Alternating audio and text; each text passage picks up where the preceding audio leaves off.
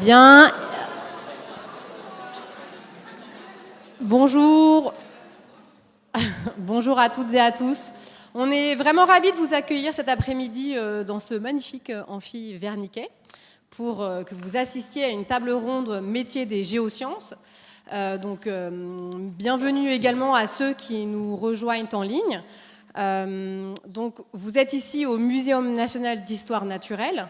Donc, le Muséum national d'histoire naturelle, donc c'est un lieu de renommée internationale qui a donc plusieurs missions, comme celle donc de construire le savoir scientifique grâce à des équipes de chercheurs et qui contribuent donc à l'avancée de la recherche. Il y a également une mission de gestion des collections. Il y a d'autres bâtiments sur ce site. Là, vous êtes sur le site du Jardin des Plantes. Il y a par exemple la Grande Galerie de l'Évolution, que peut-être certains connaissent déjà, dans laquelle il y a donc des collections. Eh bien, il y a tout un tas de métiers, de gens qui s'occupent donc de les gérer, de les conserver, de les archiver, ces collections. Il y a la Galerie de Minéralogie, la Galerie de Paléontologie, la Galerie d'Anatomie comparée, et puis un autre espace qui s'appelle les Grandes Serres, qui là abrite donc plein de végétaux et de plantes. Une autre mission essentielle donc du muséum, c'est donc la diffusion des connaissances, mais également donc de l'enseignement, de la formation, et puis donner une expertise. Par exemple, si vous trouvez des fossiles dans votre jardin ou des pierres, eh bien vous pouvez contacter le muséum et puis donc ils vous fourniront une explication, une expertise sur le sujet. Quant à moi, donc je suis Charlotte Ninin, je suis avant tout enseignante de sciences de la vie et de la terre au collège Pierre Mendès France. Je suis également professeure relais au Muséum d'histoire naturelle. Et donc, mon travail consiste à faire du lien entre le monde de la recherche et donc l'éducation nationale. Voilà, je laisse les derniers élèves, qui sont les miens d'ailleurs, s'installer. Je vous remercie PMF d'être à l'heure. Mais je vois qu'il n'y a pas de distinction entre les cours et donc les sorties. Allez,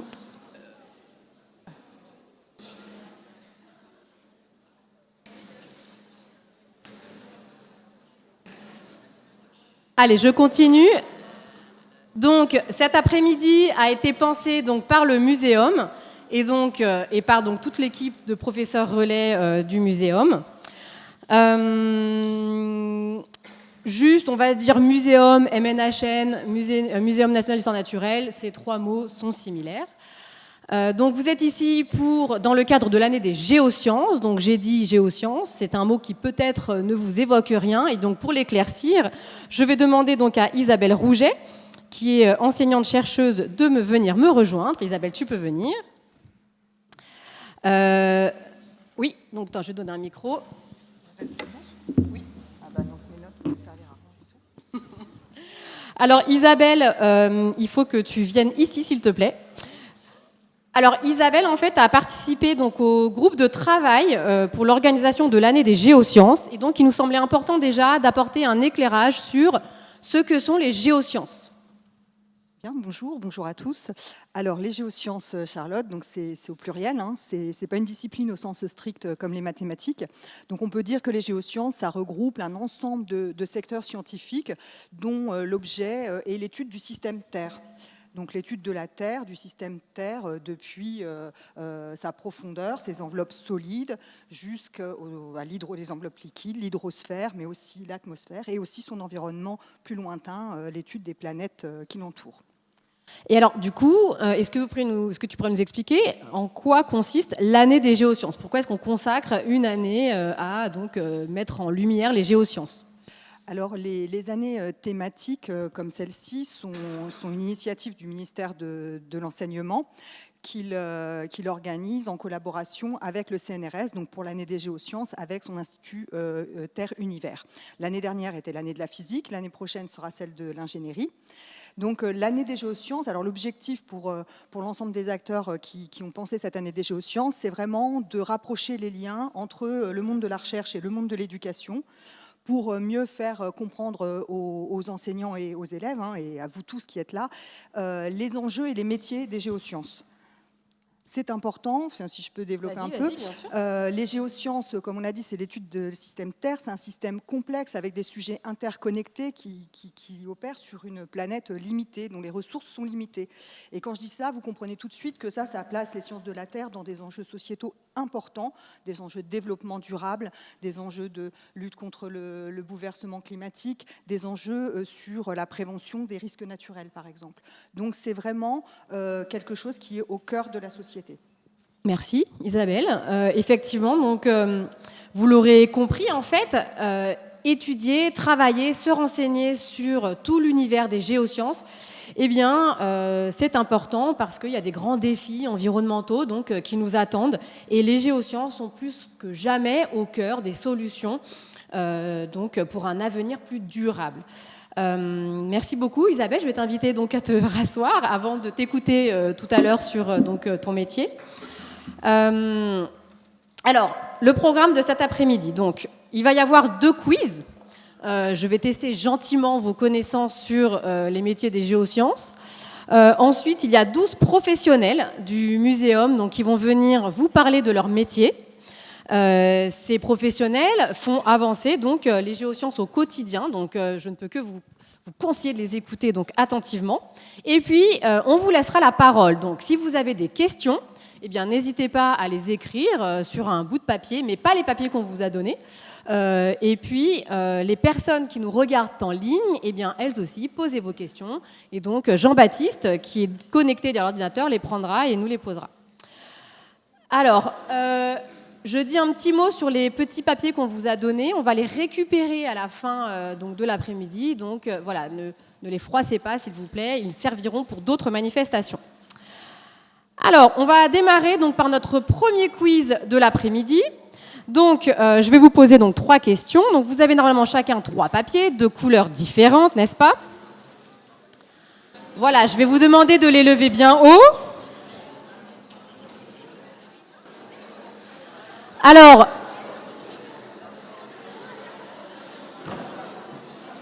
s'il vous plaît.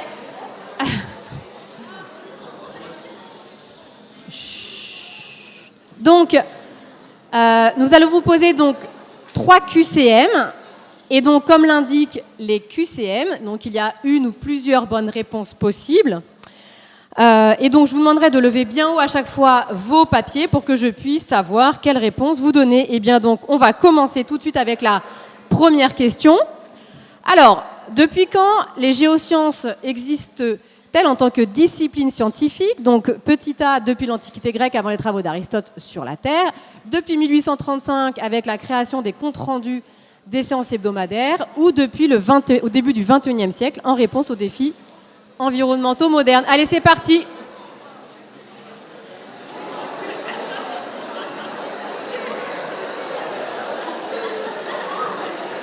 Merci, tu peux afficher la réponse. Voilà.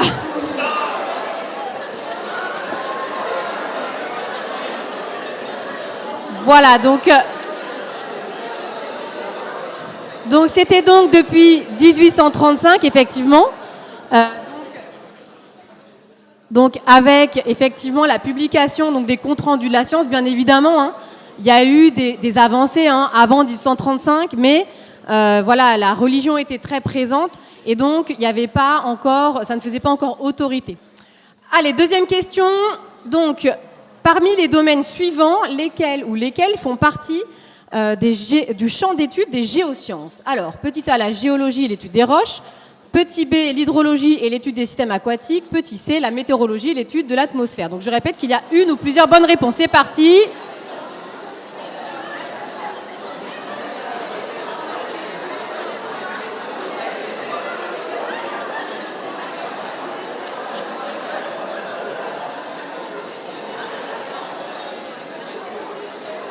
Vas-y, Maëlle. Eh bien, bravo. Oui, vous pouvez vous applaudir, il n'y a pas de problème.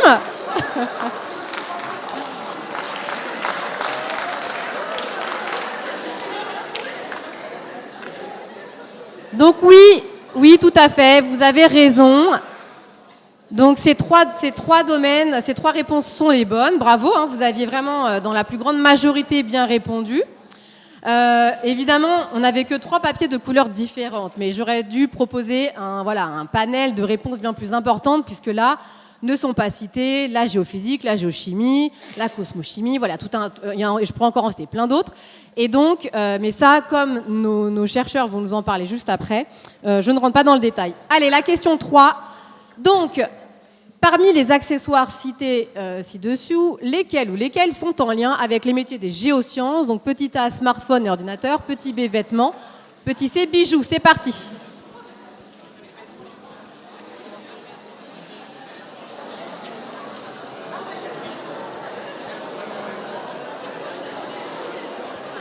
Alors, je vois une majorité de réponses rouges.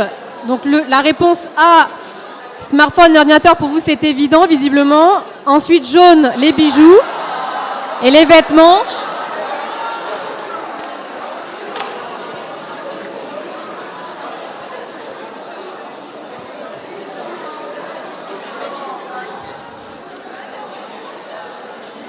Voilà, donc effectivement, là encore une fois... Donc là, encore une fois, les 3 réponses étaient bonnes.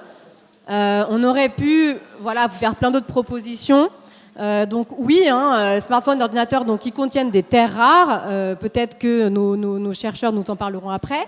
Les vêtements, ils contiennent des pigments. Ces pigments, donc, effectivement, sont extraits de minéraux, de cristaux. Et donc, il y a des bijoux, donc, ils contiennent des pierres précieuses. Effectivement, les bijoux, saphirs, rubis, sont donc produits grâce à des phénomènes donc, géologiques. Et donc, ça concerne effectivement les géosciences. Voilà.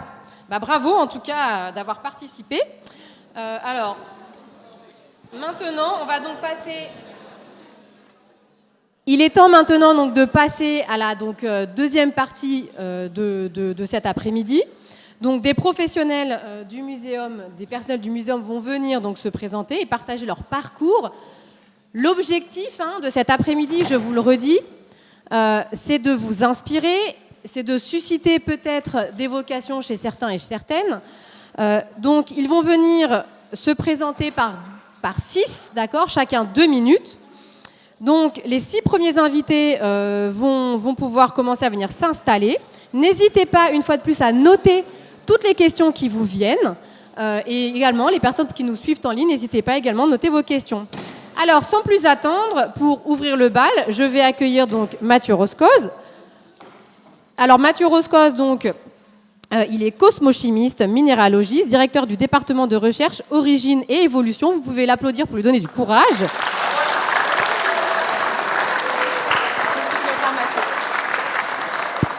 Mathieu, tu t'es entraîné ou pas pour tenir 2 minutes? Pas du tout. Pas du tout. Alors c'est parti, Mathieu, à 2 minutes pour vous parler donc de son parcours. Bonjour à tous, bienvenue dans cet amphi. Donc, je m'appelle Mathieu Roscoz, je suis professeur en cosmochimie et minéralogiste. Je suis arrivé ici en 2015. Avant, j'étais enseignant-chercheur, maître de conférence à Lille et j'enseignais plutôt la physique pour les géologues. Alors, si on veut si j'essaye de me souvenir pourquoi est-ce que j'ai fait ce métier, ça prend un peu de temps parce que je suis pas si jeune. Mais je me souviens que quand j'étais petit, ma grand-mère, elle habitait à côté d'une carrière de marne. Vous voyez ce que c'est, les marnes? C'est les carrières très blanches qu'on voit en bord de Seine. Et j'allais tout petit ramasser des fossiles d'oursins. Et ça m'a toujours fasciné. C'est la manière dont le vivant ou dont des empreintes vivantes pouvaient se transformer en pierre. Et c'est comme ça que ça a commencé. Donc après, j'ai fait mon lycée sans trop me poser de questions. Et en sortant du lycée, je me suis dit, qu'est-ce que je vais faire de ma vie? Et j'avais le choix entre l'université ou les classes prépa. Et comme j'étais un peu dissipé, pas très organisé, mes parents m'ont conseillé d'aller en classe prépa parce qu'au moins on est très très cadré. On a tellement de travail qu'on ne se pose pas tellement de questions de quoi faire le week-end. Et c'est pendant cette classe prépa biologie, géologie, la BCPST, que je me suis rendu compte que ce que j'aimais le plus, c'était la volcanologie, les volcans, la formation des planètes. Et à partir de là, le choix était fait. En fait, j'ai fait une école de géologie à Nancy. Et puis j'ai voulu faire une thèse, donc j'ai fait une thèse plutôt... alors comme moi j'aimais bien les volcans, mais quand en Lorraine on ne faisait pas tellement les volcans, j'ai fait une thèse pour un industriel. J'ai travaillé pour Saint-Gobain qui fait des verres. Et en fait c'était facile parce qu'en fait un verre, la différence entre un verre et une lave, c'est éventuellement la composition chimique. Les laves sont noires parce qu'il y a du fer, alors que les verres sont transparents parce qu'il n'y a pas de fer. Et donc j'ai commencé comme ça. Puis après, je suis parti aux États-Unis pour ce qu'on appelle un post-doctorat. Donc j'étais déjà jeune chercheur et j'ai pu tester un peu ce que c'est que de vivre à l'étranger, d'interagir en anglais avec toutes les cultures et toutes les langues possibles. Et puis je suis revenu en France chercheur. Merci Mathieu, merci beaucoup. On va accueillir maintenant donc Nathalie Poulet, qui est ingénieure d'études et qui travaille à l'élaboration et à l'étude des modèles 3D fossiles.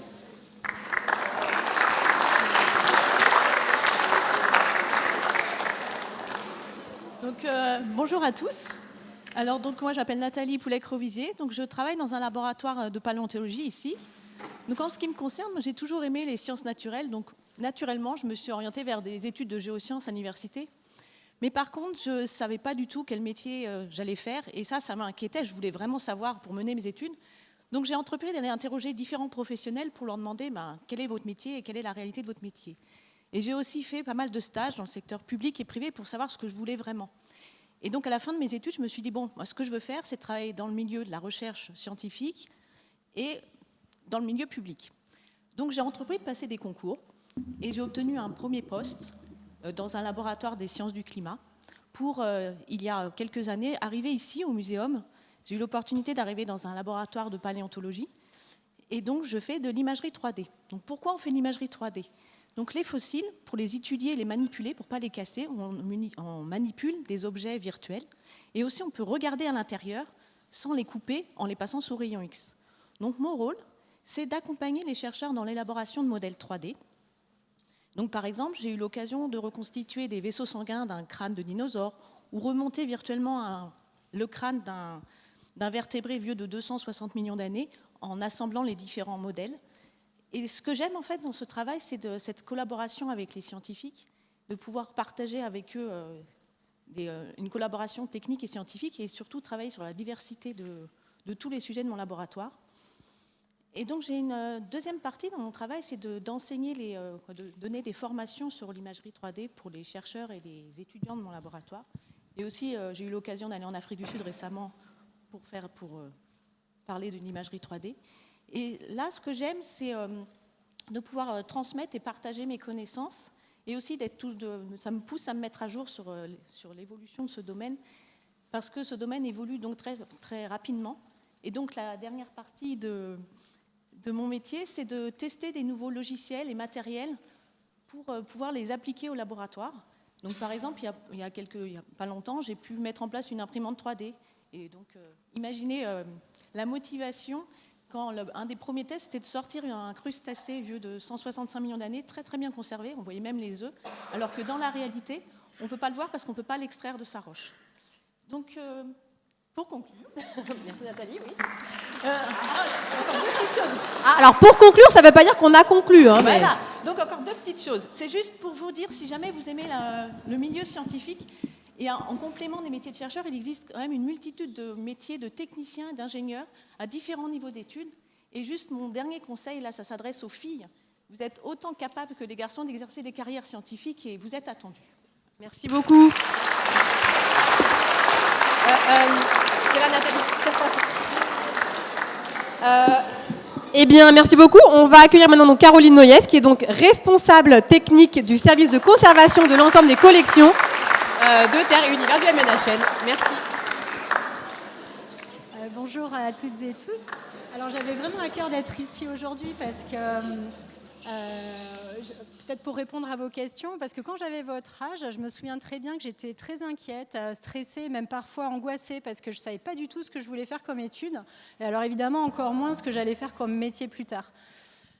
Finalement, j'ai déroulé un parcours que j'ai envie d'appeler un parcours de cœur, en suivant des études de géologie, tout simplement parce que j'adorais les montagnes dans lesquelles je vivais, et puis j'étais fascinée par les cailloux que je ramassais, que je collectionnais depuis toute petite. Donc, quand j'ai fait ce choix, je n'avais pas de plan, j'avais aucune idée des débouchés. Je me suis dit, bon, ben, on verra bien. Et à ce moment-là, je ne pouvais pas me rendre compte que quelques années plus tard, et complètement par hasard, j'allais découvrir un métier complètement passion dont j'avais jamais entendu parler de ma vie. Donc, quand j'ai commencé à travailler, je suis tombée amoureuse des collections et donc par ricochet, je suis tombée amoureuse de mon métier qui coche pour moi presque toutes les cases d'un métier idéal. Et grâce à ça, finalement, depuis 20 ans, ou presque, enfin plus de 20 ans même, je vais travailler tous les jours avec beaucoup d'enthousiasme, du plaisir, de la passion, parce que mon métier a vraiment beaucoup de sens pour moi. Je pense que c'est important et même essentiel pour une vie professionnelle épanouie. Tout le monde ne sera peut-être pas d'accord, mais voilà. Je me sens vraiment utile dans mon métier, dans ce que je fais, et j'ai aussi l'impression j'ai le sentiment de participer à une histoire, en fait, de faire partie d'une histoire avec un grand H, qui est vraiment beaucoup plus importante que moi, qui a commencé il y a des siècles avec des explorateurs, avec des hommes et des femmes incroyables, et même des aventuriers comme on peut en trouver dans les romans. Et moi, au quotidien, ma fierté, c'est quelque part de prendre le relais de leurs histoires, de leurs aventures, et puis peut-être à ma petite échelle, de laisser une petite trace dans la grande histoire du muséum en participant à la conservation et à la transmission de ces collections pour les générations futures dont vous faites partie. Voilà, je vous souhaite à tous de trouver votre métier passion, et puis je vous remercie de m'avoir écouté. Merci beaucoup. Merci beaucoup. Et donc, on accueille sans plus attendre Sylvain Charbonnier, donc, qui est professeur au Muséum et directeur du Centre de recherche en paléontologie de Paris. Ici, c'est bien. Bonjour à tous. Donc, moi, je suis venu aux géosciences parce que je suis né dans une région minière, donc, qui est le bassin houiller de Saint-Étienne. Et donc, depuis tout petit, on allait ramasser sur les crassiers des plantes fossiles. Donc, c'est un peu de là qu'est venue ma passion. Et puis ensuite, quand j'étais au lycée, j'avais un professeur d'histoire géo qui était aussi archéologue, qui était conservateur d'un musée régional. Et donc, très souvent, il nous demandait de venir l'aider. Donc, chercher des choses dans la terre, ça m'intéressait. Mais à l'époque, déjà, il me disait, l'archéologie, c'est bouché, il n'y a pas beaucoup de postes. Donc, du coup, je me suis dit, tiens, tu t'aimes bien les cailloux aussi. Donc, tu vas faire plutôt de la paléontologie. Il va sans doute avoir beaucoup plus de débouchés et d'emplois. Bon, je me trompais sans doute un peu, j'étais jeune. Et c'est comme ça, comme mes collègues, la plupart, j'ai fait une thèse à Lyon et ensuite j'ai été recruté au muséum. Où, comme l'a dit Caroline, il y a des collections qui sont très très importantes. Voilà, en paléontologie, il y a près de 7 millions d'échantillons qui ont été accumulés sur les 2 siècles et demi qui viennent de passer. Et donc moi je me suis spécialisé sur ces fossiles-là, donc qui sont des crustacés fossiles. Alors pour vous dire, la chance que j'ai, c'est qu'il y a à peu près une 50aine de personnes sur Terre qui travaillent sur les crustacés fossiles. Donc on est très très peu et on se doit d'être vraiment excellent. Donc dans vos études, faites ce qui vous passionne. Et puis parfois, ça c'est un conseil, le devoir de mathématiques, il est un petit peu dur, ou le devoir de physique, il est un peu dur. Et en fait, ça vaut le coup de s'accrocher parce que plus vous laisserez des portes ouvertes, plus vous pourrez ensuite progresser à l'université ou à l'école normale supérieure et faire un métier qui vous passionnera. Et donc les pierres, je pense qu'on est déjà 4 à être passés, vous avez compris que ce n'est pas du tout rébarbatif. Les pierres, ça fait partie de notre quotidien. On ne s'en rend pas compte, mais réfléchissez, vous avez des lunettes. Les lunettes, pour les fabriquer, il faut des métaux et ça ne s'invente pas. Vous avez des dalles ici, elles sont très belles, elles sont très anciennes. Il y a des gens qui, pour les restaurer, les choisissent. Donc voilà, faire des métiers des géosciences, c'est aussi être restaurateur de pierres anciennes. C'est pas forcément que faire des métiers de la recherche. Vous avez vu, on a eu la conservation des collections. Et aujourd'hui, vous voyez, moi je suis passé à un autre métier d'enseignant-chercheur. Je suis le directeur du laboratoire et donc je fais beaucoup d'administration. Pour moi, c'est pas rébarbatif parce que un de mes buts, c'est aussi d'aider mes collègues à bien faire leurs recherches. Il faut bien que quelqu'un s'en occupe. Merci beaucoup. Merci Sylvain. Eh bien, on accueille donc notre avant-dernière intervenante pour ce premier groupe, donc Lola Johannes. Et donc Lola, vous êtes gestionnaire de collection de sédiments et de roches océaniques. Oui, bonjour à toutes et tous. Donc, moi, je suis technicienne de collection pour les collections de géologie et plus spécifiquement pour les collections de sédiments marins qui sont conservés dans des chambres froides. Donc, ce métier, je l'ai vraiment découvert sur le tard, à la fin de mes études. Et d'ailleurs, au collège ou au lycée, j'ai eu plusieurs envies différentes. Je voulais être journaliste, réalisatrice, je sais plus, comédienne. Et puis, après coup, au lycée, plutôt vers les métiers scientifiques. Là, je me suis dit que je voulais être astrophysicienne ou océanographe. Alors, je ne sais pas vraiment si je me rendais compte de ce qu'il y avait derrière ces mots-là, mais en tout cas, ça avait l'air assez fou, quoi. Et ensuite, en terminale, je me souviens, on avait des cours en sciences de la Terre et surtout des cours sur la tectonique des plaques.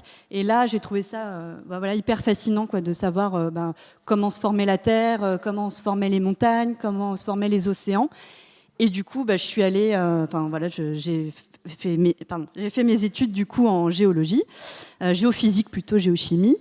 Et voilà. Et ensuite, je me souviens aussi, pendant tout mon cursus, je faisais partie d'une association étudiante. Et dans ce contexte-là, on a pu visiter la collection de sédiments marins dans laquelle je travaille aujourd'hui. Et du coup, là aussi, ça a été un coup de cœur en plus, quoi, de visiter cette collection-là. Et de savoir aussi qu'en analysant ce qu'il y avait dans le fond des océans, on pouvait retracer ce qui se passait sur des millions d'années et savoir, par exemple, quel était le climat dans le passé. Je trouvais ça aussi assez fascinant, quoi. Donc, voilà. Alors après, j'ai fait d'autres choses. Je suis passée par diverses choses. Donc, je voulais faire de la recherche, puis finalement, non. Et puis ensuite, voilà, j'ai eu l'occasion de travailler dans les collections du coup, de sédiments marins, donc collection que je gère du coup, au quotidien, donc l'aspect conservation des sédiments, et voilà, tout ça pour que ça soit accessible à l'ensemble de la communauté scientifique. Voilà. Merci beaucoup, Lola. Et donc, notre dernière intervenante de ce premier groupe, j'appelle donc Isabelle Rouget, que je vous ai déjà présentée, et qui est toujours professeure au Muséum national d'histoire naturelle. Alors, donc, rebonjour. Donc, moi, je... Te mettre là, voilà, Pardon. parfait. Donc, moi, je suis paléontologue comme Sylvain Charbonnier. Caroline a parlé du métier idéal. Alors, c'est vrai que vous devez être à fond dans cette question. Quel est le métier idéal pour moi ? Et moi, si je réfléchis quand j'étais au lycée, le métier idéal, ça me semblait être volcanologue, justement. Je voyais les documentaires d'Haroun Tazieff et d'autres volcanologues. Alors, ils étaient tout près du magma en fusion. Ils expliquaient qu'on pouvait comprendre le fonctionnement des volcans, peut-être même essayer de prédire les prochaines éruptions, tout ça à côté de ces images superbes avec des projectiles qui passaient un peu autour d'eux pendant les films. Ça avait l'air super comme métier. C'était intéressant, il y avait des questions à se poser, on allait découvrir quelque chose et ça avait l'air un peu dangereux. Alors peut-être au moins un peu d'aventure dans un métier, ça semblait assez sympa aussi. Donc je me disais, ça va être un bon job. Et donc je suis allée à la fac pour faire de la géologie. Et puis là, ce qui a changé, c'est que il n'y avait pas trop de volcano non plus, c'était pas passionnant. Mais par contre, j'avais des enseignants de paléontologie qui étaient passionnés et passionnants. Chaque cours, c'était un voyage avec des créatures fantastiques et on essayait d'expliquer comment elles avaient évolué au cours du temps, l'évolution, etc. Donc ça m'a tout de suite vraiment intéressée, passionnée. Et peut-être que c'est mon premier stage de recherche qui m'a fait penser que la recherche, c'était un boulot qui était vraiment bien pour moi. Et vous voyez ici la première photo que j'ai faite dans mon premier stage de recherche, qui est un embryon de coquille d'ammonite. Et donc cette petite chose-là, c'est une coquille qui s'est développée dans un œuf, dans une mer, il y a 150 millions d'années à peu près. Et pour travailler sur ce sujet de croissance des ammonites, il y avait un peu de bricolage. Il a fallu que je coupe les ammonites, je fasse des lames minces et tout. Il y avait des questions à se poser sur leur rythme de croissance, etc. Et puis à la fin du stage, finalement, j'avais encore plus de questions que quand j'avais commencé. Et c'est là que je me suis dit, la recherche, c'est un bon métier parce que c'est pas ennuyeux, je m'ennuierai jamais dans ce métier. Donc voilà, j'ai continué mes études comme mes camarades. Et puis aujourd'hui, je fais toujours de la recherche, je me suis toujours pas ennuyée. Donc ça, c'est une bonne chose. Même quand on fait un peu d'administratif, on arrive des fois quand même à y trouver un intérêt, pas toujours, mais un peu. Mais je ne me suis pas ennuyée et même si aujourd'hui il y a beaucoup de travail, mon travail ça consiste à former des gens, encadrer des étudiants, faire des cours, écrire des papiers de recherche, il y a aussi des temps de terrain, de manipulation, d'expérimentation et donc c'est très varié comme métier et on apprend toujours des choses et ça évolue tout le temps. Donc voilà comment j'en suis venue là. Merci beaucoup Isabelle.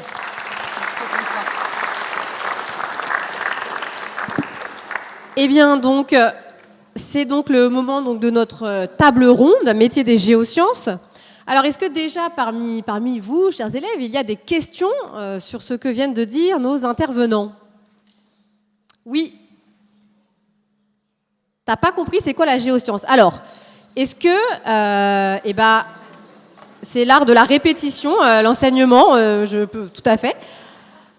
Alors, peut-être, donc Isabelle, vu que tu l'as déjà expliqué, que visiblement, ça n'est pas apparu. Est-ce que Mathieu, tu pourrais peut-être prendre le micro et redire ce que c'est que les géosciences? Alors les géosciences, pour moi, c'est l'ensemble des disciplines scientifiques qui parlent et qui questionnent la planète telle qu'on la connaît aujourd'hui. Donc ça, c'est la formation des planètes, c'est le fonctionnement des océans, c'est le fonctionnement des continents, la manière dont on forme les montagnes, etc. Donc c'est ce qu'on va appeler la dynamique de la planète.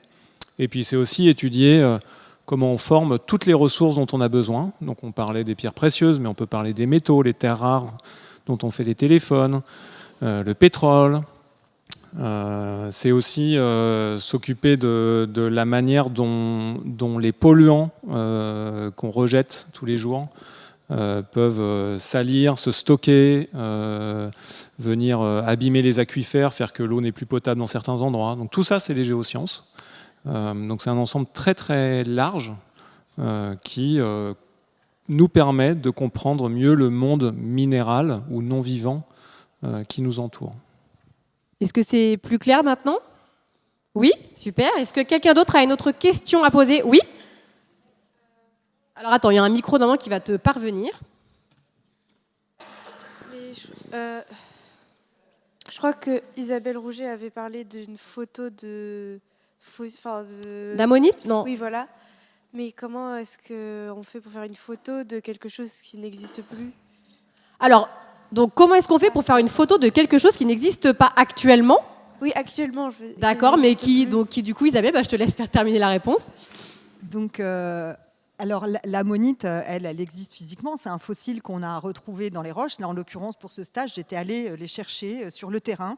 C'était relativement facile, c'était dans un champ. Donc, j'ai ramassé un fossile de coquillage, donc d'ammonite, de céphalopode, qui était vivant il y a 150 millions d'années, mais qui s'était transformé en fossile, comme le crabe qui est ici. Et ensuite, ce fossile, il conserve. Alors, c'est ça qui est magique dans la fossilisation, c'est que la fossilisation, s'il y a des bonnes conditions, on peut préserver extrêmement bien les parties du squelette, voire parfois des tissus mous. Sylvain pourrait vous le dire, il a déjà vu des œufs de crustacés fossilisés, il a déjà vu des branchies, etc. Donc là, en l'occurrence, c'est de la coquille, c'est dur, et je peux prendre l'objet, le couper en deux, le mettre sous un microscope et prendre une photo, et on arrive à photographier cet animal qui vivait il y a 150 millions d'années. Mais là, il est évidemment mort. Hein. D'accord, merci. Est-ce qu'il y a une autre question dans le public? Oui, voilà, tout là-haut. Peut-être en attendant, on va prendre une question en ligne et après, vous nous poserez votre question. Allez, vas-y, Jean-Baptiste. Oui, il y a Serge qui demande à Mathieu, il a constaté que ta vocation était née de la recherche de fossiles dans une carrière. Il se demande si c'est autorisé, ça, aujourd'hui, quand on est un enfant, d'aller chercher des fossiles dans les carrières. Ça l'est pas aujourd'hui et ça l'était probablement pas à l'époque, mais je savais pas. Merci. La question dans l'amphi, vas-y. J'ai une question pour Nathalie Poulet. Est-ce que lors de l'impression 3D, le résultat des modèles assemblés sont fiables ou c'est seulement une idée à quoi ils pouvaient ressembler Alors, si j'ai bien compris, est-ce que les résultats de tes modélisations, c'est ça, sont fiables? C'est ça la question? Est-ce qu'il y a C'est ça? C'est ça. Oui, ils sont assez fiables en fait. Il y a deux manières de faire des modèles 3D. Soit on veut juste l'extérieur du modèle 3D, donc là on a des scanners surfaciques qui nous permettent il y a des lumières qui se projettent dessus et on peut enregistrer les coordonnées des points et avoir la forme de l'extérieur. Ou soit on peut les passer sous rayon X. Et là, les rayons X, en fonction de la densité à l'intérieur du matériau, on a différentes couleurs et on peut reconstituer un modèle 3D. Et généralement, c'est quelque chose d'assez fiable et d'assez précis. On est à des échelles de microns. Donc c'est précis. Et donc peut-être, pour aller un petit peu plus loin dans la question, à quoi ça sert de faire des modèles 3D de fossiles finalement? Alors, faire des modèles 3D de fossiles, donc ça sert, on peut comme ça donc j'avais dit un petit peu tout à l'heure, on peut les étudier sans les casser, déjà c'est la première chose. Sans les découper, on peut voir à l'intérieur grâce au rayon X. Et aussi par exemple à l'échelle des modèles. Par exemple, on a des tout petits, on a des microfossiles qui font quelques millimètres, donc ça nous permet de les voir, de les manipuler, de voir à l'intérieur, de mesurer, et tout ça sans les abîmer. D'accord, merci beaucoup. Est-ce qu'il y a encore une dernière question dans le public? Oui, tout à fait, là-bas. Quentin, regarde, il y a une main levée. Alors, peut-être en attendant, moi j'ai une autre question donc, pour Lola. Oui, pour Lola, n'importe quoi. Pour Lola, là, donc, on a un public de lycéens, de collégiens. Est-ce qu'il y a une discipline au collège ou au lycée qui t'a donné envie plus tard de faire des sciences? Un enseignant? Oui.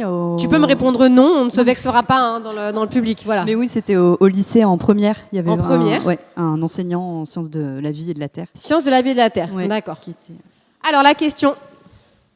La question, elle est pour Mathieu Roscos, désolé si je prononce mal. Le but d'être directeur de l'IMPMC, ça sert à quoi? Enfin, vous avez compris ma question. Déjà, bravo, tu as bien prononcé mon nom.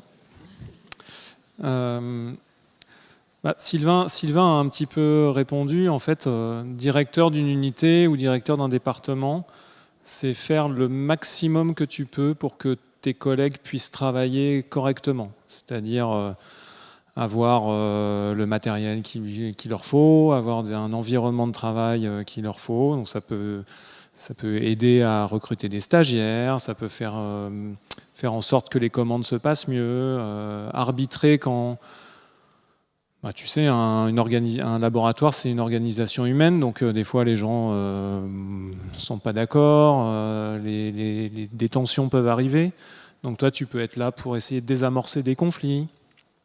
Tout ce que tu peux imaginer pour qu'en fait tout le monde puisse travailler correctement. Ouais, mais désolé. Mais du coup, en tant que directeur, vous avez moins de... Ça veut dire qu'avant, vous pouviez faire beaucoup plus de recherches et là que vous avez plus de responsabilités, donc vous avez moins de temps pour... Effectivement, on peut dire que peut-être en cumulant, peut-être au moins une journée par semaine, tu vas la dédier à régler les petits conflits, à voir ce qu'il faudrait commander, à essayer d'écouter les gens qui aimeraient faire quelque chose mais ils ne peuvent pas, alors ils viennent t'expliquer pourquoi ils ne peuvent pas et ce qu'il faudrait changer pour que ça se fasse. Et puis le reste du temps, tu peux faire de la recherche, tu peux enseigner. Ce n'est pas un temps plein. Merci. Alors maintenant, je suis directeur du département Origine et Évolution, donc je m'occupe de ça, mais avec tous les chercheurs, les chercheuses, et les personnels associés qui s'occupent de la paléontologie, de la géologie, des plantes, des animaux. Ça fait 600 personnes. Là, j'ai un peu moins de temps pour faire de la recherche. Merci beaucoup, Mathieu. Alors, une question pour Caroline. Donc, Caroline, vous êtes responsable technique. Est-ce que vous pourriez dire à nos chers élèves quelles sont les qualités qui vous permettent de faire votre métier et peut-être de nous expliquer à quoi ça sert une collection de cailloux? Alors les qualités, je pense qu'il faut être organisé. Donc l'organisation, on retiendra. C'est parce que finalement c'est de la gestion. Donc là on gère des cailloux, mais c'est un peu le même type de métier que dans les bibliothèques. Les bibliothécaires en fait, on organise des roches au lieu d'organiser des livres et on assure les mouvements, les prêts, les expositions pour des cailloux au lieu de le faire pour des livres. À quoi ça sert de conserver toutes ces roches? Alors là, ça va dépendre des sujets de recherche. Finalement, on met ce matériel-là à la disposition des chercheurs. Donc ça peut être Sylvain qui vient dans nos collections pour voir si dans nos cailloux, on n'a pas des fossiles de crustacés qui seraient passés inaperçus. Ça peut être des expéditions, peut-être que Pierre en parlera tout à l'heure, mais des expéditions actuelles qui se basent sur des roches qui ont été récoltées il y a 100 ans, 200 ans. Donc en fait, c'est vraiment... Les collections, c'est la base de la... Enfin, peut-être que les chercheurs n'ont pas cet avis-là, mais pour moi, c'est vraiment une des bases de la recherche. C'est vraiment un support pour la recherche. C'est vraiment des objets qui servent pour étayer toutes ces théories, pour les confirmer, les infirmer et pour servir de base et aussi à la diffusion Pour, oui, les expositions aussi, effectivement. Merci beaucoup. Sylvain, est-ce que vous pourriez nous dire avec combien de corps de métier différents vous travaillez lors d'une journée, par exemple? Ah, lors d'une journée. Ou non, mais alors peut-être à la semaine. Je ne sais pas, en fait, peut-être à l'heure. Alors, à quelle échelle on est, justement? Dans une semaine, on va travailler avec le service administratif. Ah, il y a une charge administrative, ça revient souvent, effectivement. Ah ben ça revient. Donc on a aussi, il y a des secrétaires. Nous, dans paléontologie, on a un atelier de préparation des fossiles et de moulage des fossiles. Donc là, ça fait intervenir avec ces personnels-là. On intervient aussi parfois, avec les chercheurs CNRS, les enseignants-chercheurs du muséum, les enseignants-chercheurs de Sorbonne Université. On intervient aussi avec les gens de la maintenance. Donc on a des collègues qui sont là pour l'accueil, pour faire le ménage, pour réserver les salles, par exemple. Donc on intervient aussi avec l'administration centrale du muséum pour les ordres de mission. Donc voilà, quand vous avez un enseignant-chercheur qui part en mission, il utilise des ressources. Et ces ressources, elles tombent pas du ciel. Il faut bien que quelqu'un réserve les billets de train, organise la mission, réserve les billets d'hôtel, rembourse les gens, qu'on s'assure que les gens aillent à bon port. Donc ça, c'est tout un. Donc oui, ça c'est quasiment au quotidien. Donc on a quand même des logiciels administratifs qui nous aident. On les aime beaucoup d'ailleurs, ces logiciels administratifs. Oui, donc ça fait déjà au moins 4 ou 5 corps de métier. Après, il y a tous les travaux dans les bâtiments. Donc là, vous êtes au muséum dans un amphithéâtre qui a peut-être 200 ans. Les bâtiments sont anciens, donc ils sont régulièrement rénovés. Du coup, on va demander au directeur de laboratoire, est-ce que vous voulez moderniser? Oui. Et moi, je vais demander à mes collègues, qu'est-ce que vous voudriez comme machine? Et donc, le directeur de laboratoire, il va aller parfois devoir gérer depuis la publication scientifique de rang A dans une très grande revue scientifique pour laquelle il va falloir mobiliser un peu des crédits, jusqu'à où est-ce qu'on met la prise électrique et dans quel sens on la met, parce que il faut que tout ça il y ait de l'huile dans les rouages pour que tout ça fonctionne relativement bien. D'accord, merci beaucoup. Isabelle, est-ce que donc pour être sûr que tout le monde ait bien compris, quelle est la différence finalement entre chercheur, ingénieur, technicien, thésard, voilà, est-ce que peut-être que j'en oublie finalement? Oui, sûrement. Moi, j'ai pas tous les statuts, les corps de métier comme ça. Est-ce que les ingénieurs sont des chercheurs, par exemple? Alors, en fait, tous les personnes dans un établissement comme le muséum, dans les laboratoires, mais ce sera le cas aussi à l'université, la plupart des personnels travaillent tous pour des missions.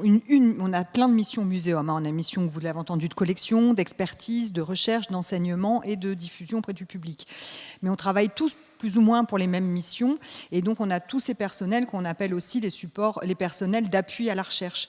C'est-à-dire qu'un ingénieur comme Nathalie ou les personnels des collections qui peuvent être des ingénieurs, des techniciens, etc., ils ne vont pas forcément toujours développer leur propre sujet de recherche ou aller chercher des crédits, mais eux, ce qu'ils font, c'est ce que disait Nathalie, ils ont une expertise pointue que n'a pas le chercheur sur un sujet qui va être un sujet essentiel pour le chercheur pour mener à bien sa recherche. Et comme il a cette expertise-là, c'est un maillon essentiel d'un projet de recherche. Et aujourd'hui, tous ces personnels, Nathalie qui peut produire des modèles 3D, qu'elle va aller chercher en collection auprès de nos collègues qui vont être capables de cibler, de savoir comment il faut manipuler l'objet, quelles précautions il faut prendre, etc. Nathalie va être capable de nous expliquer qu'est-ce qu'on devrait utiliser comme logiciel le plus efficace pour acquérir des images ou des données que nous, on veut, en tant que chercheurs, manipuler pour faire de la recherche. Donc, en fait, il y a plein de catégories de personnel qui vont souvent tous travailler dans un même but qui est de répondre à une question d'un projet de recherche. C'est très collectif, en fait. Il y a de moins en moins de chercheurs qui travaillent un peu isolés, comme on a l'image du chercheur du siècle, du XXe siècle ou du XIXe. Merci beaucoup. Est-ce qu'il y a de nouveau des questions parmi vous, les élèves, suite à ce qui vient d'être dit, des choses qui vous interrogent? Est-ce que parmi vous, il y en a qui déjà se projettent? Oui, tu as une question? Oui. Non. Alors attends, on va t'amener un micro, puis comme ça, je vais avoir le temps de... Vas-y, Michel, il y a un jeune homme qui a une question. Elle discute, Michel, il y a une question. Et donc, peut-être que certains d'entre vous ont déjà le projet l'année prochaine, pour ceux qui sont au lycée, en terminale, de s'inscrire dans des parcours à à couleur scientifique. Donc n'hésitez pas à poser vos questions. Alors vas-y, j'ai meublé, tu peux y aller. Merci. C'est pour tout le monde en fait, c'était pour savoir à quelle fréquence et pourquoi est-ce que vous travaillez avec, dans le domaine de la géologie. C'est-à-dire, par exemple, est-ce qu'ils vont sur le terrain ou non? Qu'est-ce que tu veux dire? Comment est-ce que des personnes vont sur le terrain et d'autres s'occupent de... Ah oui, alors peut-être, déjà parmi tous les 6, est-ce qu'il y en a qui vont sur le terrain faire des expéditions tout à fait fascinantes? Alors oui, qui? Alors ils n'ont pas l'air... Ouais, donc ça, ils en font, mais c'est pas fascinant, visiblement. Donc si, ça l'est, d'accord. Donc est-ce que l'un d'entre vous veut prendre le micro et nous expliquer justement la part du terrain dans votre métier? Et puis où est-ce que vous êtes amené à aller? Est-ce que le terrain, c'est à 10 km ou est-ce que c'est à l'autre bout du monde?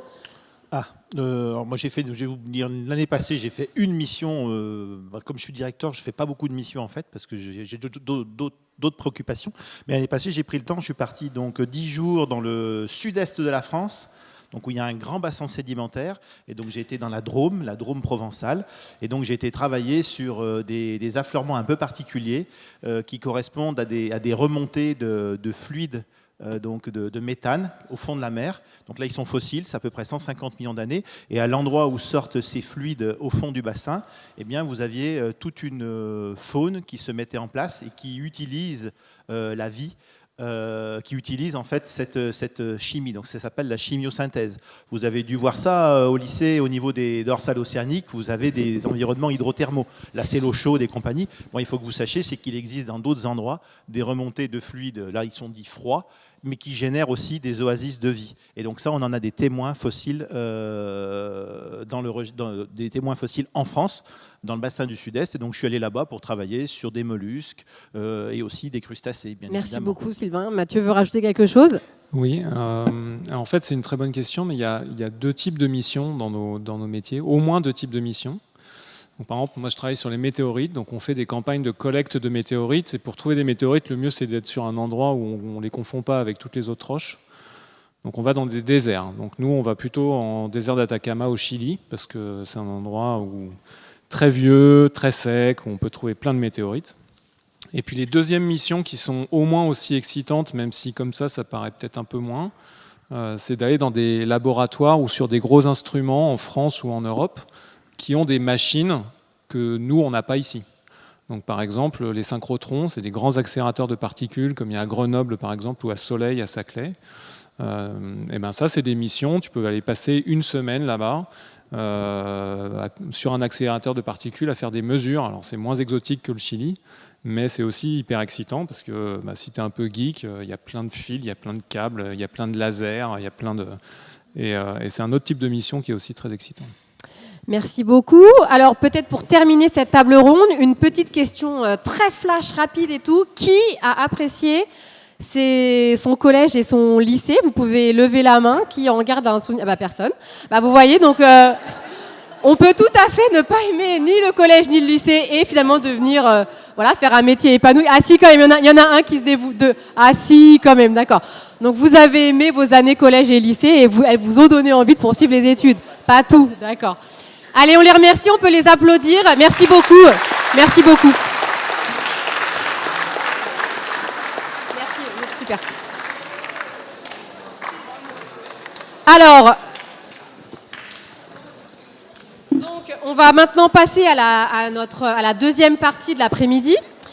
Donc là, l'idée, c'était de brosser, de vous décrire un petit peu dans sa globalité ce qu'étaient les géosciences. Et là, on va rentrer plus précisément dans les métiers. On va essayer vraiment de comprendre leurs différences, leur complexité, leur parcours. Et donc, on va passer à notre deuxième quiz. Alors, le principe est le même. Vous avez des petits papiers, n'est-ce pas? Vous les levez bien haut. Je vais évaluer les réponses. Et évidemment, en ligne, vous pouvez jouer aussi. Et puis, Jean-Baptiste nous dira la réponse qui a été le plus plébiscitée. Alors, on va démarrer par le travail d'un cosmochimiste. Alors, est-ce que le travail d'un cosmochimiste consiste à fabriquer des combinaisons spatiales? La réponse B, est-ce qu'on étudie la composition chimique des météorites et des autres objets du système solaire? Ou réponse C, est-ce qu'on va chercher des traces de vie extraterrestre sur les autres planètes? Alors, donc là, il y a une majorité de réponse B. On attend encore un petit peu, il y a des indécis. Je vois pas tous les papiers. Oui, donc globalement, c'est majoritairement B. Est-ce que vous avez raison ou pas? Voyons voir la réponse. Eh bien oui, tout à fait. Alors, il existe très probablement des gens qui fabriquent des combinaisons pour les astronautes, mais ils ne sont pas ici. Et donc oui, effectivement, un cosmochimiste, donc ça étudie la composition des météorites. On aura la chance tout à l'heure d'avoir un personnel, un professionnel du muséum qui va nous en parler. Allez, deuxième question. En quoi consiste le travail d'un géochimiste? Alors, est-ce que petit a, il étudie la composition chimique des roches pour comprendre les processus géologiques? Petit b, est-ce qu'il fait des expériences pour transformer les roches en or? Et petit c, est-ce qu'il étudie les tremblements de terre? Alors, il y a encore des indécis. Je ne vois pas tous les papiers. Donc oui, hein, globalement, on a une majorité de réponses rouges. Donc oui, tout à fait. Hein.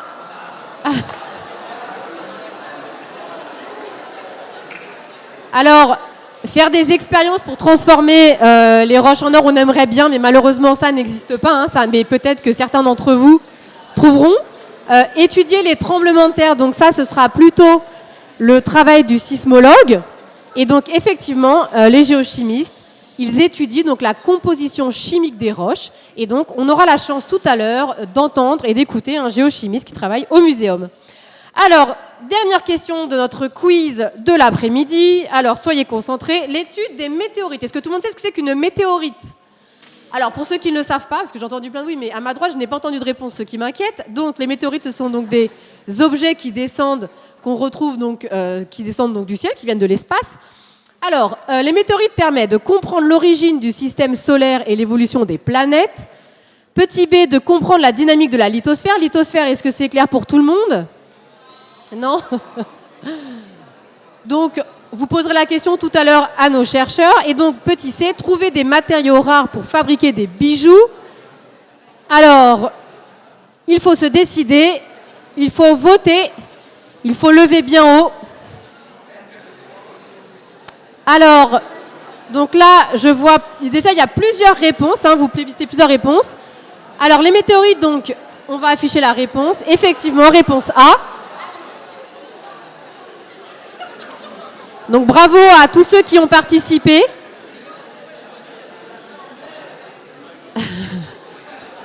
Merci beaucoup. Donc, on va donc passer à la quatrième partie de l'après-midi. Et maintenant, donc, il y a un deuxième groupe donc, de professionnels du muséum qui vont venir donc, se présenter, vous parler de leur parcours et de leur métier. De la même manière, hein, si vous avez des questions, eh bien, notez-les. Hein, vous avez vu, on prend le temps d'y répondre. Pareil pour ceux qui sont en ligne. Alors, du coup, ils vont venir donc se présenter, n'est-ce pas, pour vous partager leur parcours et leur travail. Ils ont encore une fois 2 minutes pour se présenter. Donc, je vous demande d'encourager et d'applaudir bien fort. Donc, Pierre Sanjoffre, qui est maître de conférence, géochimiste et géologiste. Merci Charlotte. Bien, bonjour à tous. Donc, je suis Pierre Sanjoffre. Moi, je suis géochimiste, justement. Donc, je regarde la chimie des roches. Et la vocation, ma passion est venue très tard par rapport à ce qu'on peut vous dire. Moi, enfant, j'aimais pas trop collectionner, j'aimais pas les fossiles, j'aimais pas les roches. Par contre, ce que j'aimais, c'était être dans la nature. C'était me balader, regarder le ciel. Puis quand on regarde la nature, on commence à se poser des questions. Tiens, ça, comment ça fonctionne? Puis on pose la question. Vous savez, j'étais étudiant qui posait toujours la question un petit peu casse-pied au prof. Et puis à force d'être dans la nature, j'ai regardé, j'ai passé le CAPES de biologie. Donc j'ai été prof de biologie, géologie. Donc c'était fascinant parce qu'effectivement, en plus de comprendre, on transmet. Et ça, c'était génial. C'était une super vocation. Et j'ai eu l'occasion de faire un master 2 recherche. Et c'est là que j'ai compris que je voulais être chercheur en géologie. Pourquoi? Parce que pendant ce master 2, j'ai pu aller au Brésil avec mon directeur de master. Et puis on marchait dans une carrière comme ça. Puis il me dit arrête-toi. Et j'avais le pied vraiment un peu comme ça, entre 2 formations, 2 roches différentes. Puis il me dit regarde ton pied droit là, regarde la roche, elle est comment? On voyait des gros blocs qui avaient complètement déformé la roche. Et il m'explique que c'est les roches qui sont tombées. À l'époque, on pensait que c'était le créationnisme, que les roches étaient tombées, que c'était le déluge. Puis après, on a compris que c'était de la tectonique glaciaire, que c'était des roches qui étaient témoins d'une période glaciaire ancienne d'il y a plusieurs centaines de millions d'années. Puis sur l'autre pied, j'avais des fossiles qu'on appelle des stromatolithes, c'est des traces de vie anciennes, c'est un peu comme les coraux qui vivent dans des endroits très chauds actuellement. Donc là, en 20 cm, je passais d'une période extrêmement froide, la plus grosse glaciation qu'a subi la planète Terre, qu'on appelle la glaciation de la Snowballer, la Terre boule de neige, un environnement extrêmement chaud, un réchauffement climatique catastrophique. Et c'est là où je me suis dit, tiens, on arrive à lire dans les roches, c'est l'histoire de la Terre. Hein. Vous connaissez toutes les carottes de glace qui nous permettent de lire l'histoire du climat jusqu'à 800 000 ans, 1 million d'années. Les roches vous permettent de remonter à 4 milliards d'années d'histoire de la vie et de la Terre.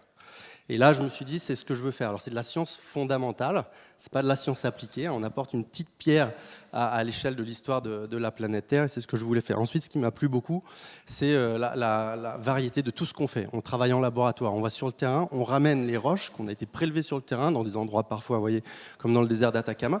Puis on ramène ça dans un laboratoire, on la broie et on va analyser jusqu'à la composition chimique, atomique, voire isotopique. Donc on voit vraiment un spectre large de métiers et on travaille avec tout un tas de personnes.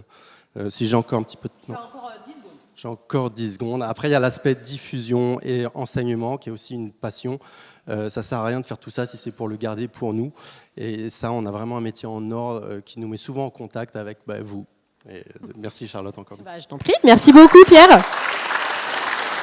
Eh bien, on va accueillir donc Asma. Donc, je taille nos sœurs. Ouais. Merci Asma, vous pouvez l'applaudir bien sûr. Il fatigue. Bonjour à toutes et à tous. Donc, oui, je me présente. Donc, moi, je m'appelle Asma. Je suis biologiste de formation et je travaille dans le milieu des géosciences.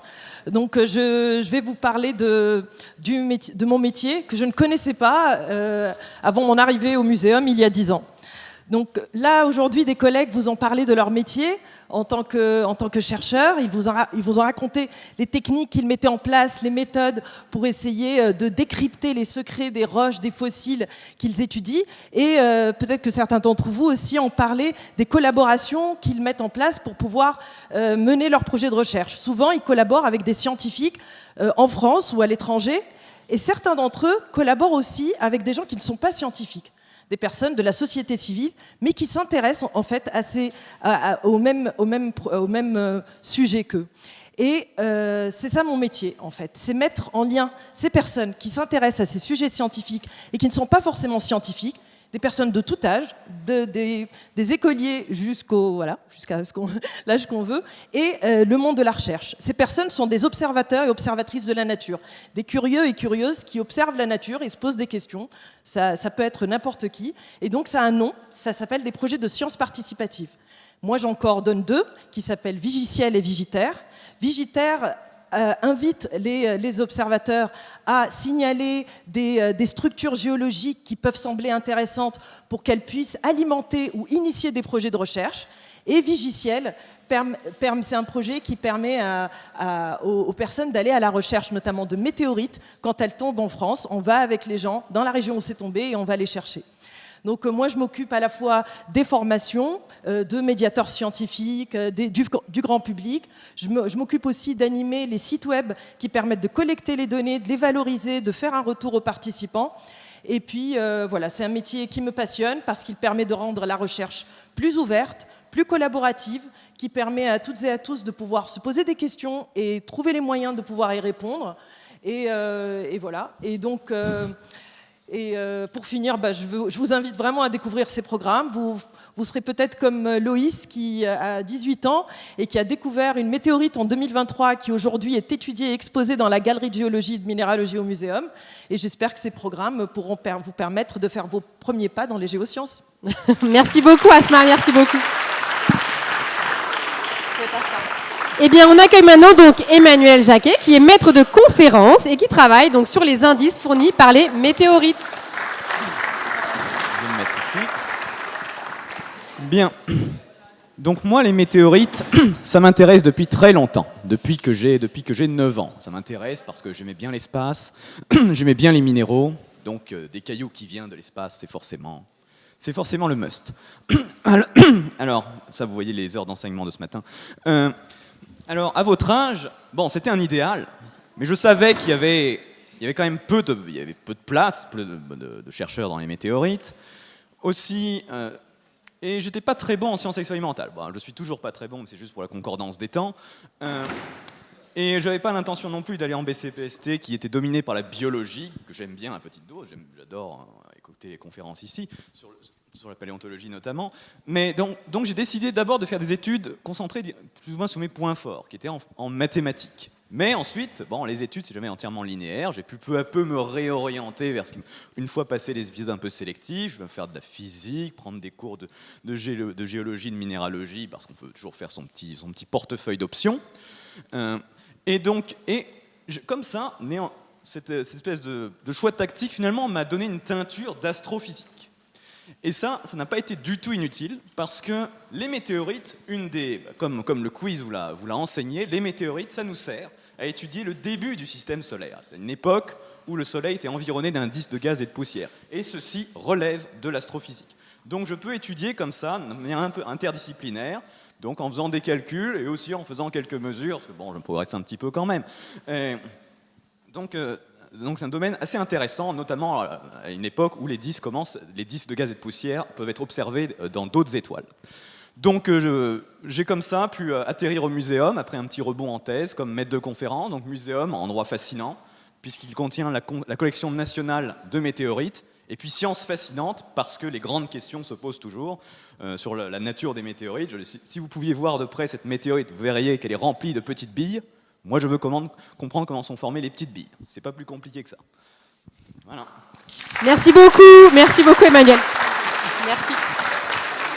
Alors, je vais donc maintenant accueillir Jean. Jean, je veux bien que tu me... Donc, qui est docteur en cosmochimie. Donc, c'est un mot intéressant. Bonjour tout le monde. Donc, je m'appelle Jean, je suis en 3e et dernière année de doctorat en cosmochimie au muséum ici. Donc moi, ce que j'étudie, en fait, c'est dans des météorites primitives, parmi les plus anciennes, donc celles qu'on appelle des chondrites carbonées, comme j'ai ici dans ma main. À l'intérieur de celles-ci, en fait, j'étudie des minéraux qui sont les premiers à s'être formés dans le système solaire, qu'on appelle des inclusions réfractaires. Vous pourrez les voir peut-être tout à l'heure, si vous voulez. Et donc, cette passion pour la cosmochimie et la recherche en général, elle est venue depuis, je pense, elle a pris racine dans mon enfance, où j'avais envie d'être astronaute. Et puis... en fait, pour la petite anecdote, j'arrêtais pas d'embêter mes parents à leur demander tout le temps si l'avion qui passait dans le ciel, c'était une fusée. Donc j'avais déjà un petit peu cette obsession pour l'espace. Et finalement, cette passion pour la cosmochimie, elle est arrivée plus tard, où j'ai voulu faire un mix entre ma licence de géologie et mon master en planétologie. Donc un mix des deux, je trouvais que c'était un bon compromis, la cosmochimie. Et sinon, ce qui me plaît beaucoup dans ce métier de chercheur ou de doctorant, dans mon cas, c'est vraiment la passion, la flamme de nouvelles découvertes. J'aime beaucoup aussi pouvoir collaborer avec de nombreux chercheurs à travers le monde. Ça me plaît énormément de pouvoir acquérir leurs connaissances pour ensuite les utiliser. Et je dirais aussi qu'être chercheur, c'est être curieux, être persévérant et aussi avoir beaucoup de créativité. On veut tout le temps apprendre des nouvelles choses. Mais être chercheur, c'est aussi parfois avoir des inattendus, devoir surmonter aussi parfois des échecs. C'est pas facile. Mais je garderai pour finir de dire que être chercheur, c'est vraiment quelque chose de passionnant et très enrichissant parce que ça fait qu'on étudie chaque jour de nouvelles choses et on apprend toujours chaque jour encore sans cesse. Et ça, c'est quelque chose qui est vraiment que j'adore beaucoup dans mon métier. Merci beaucoup Jean. Oui, donc Jean a un échantillon qui, s'il vous intéresse, vous pourrez donc venir le voir à la fin de cet après-midi et lui poser des questions. Hein, Jean, c'est bien ça, hein, tu as un échantillon à montrer. Ouais, il est déjà en train de le montrer. Allez, un tonnerre d'applaudissements parce que vous mollissez pour Luna.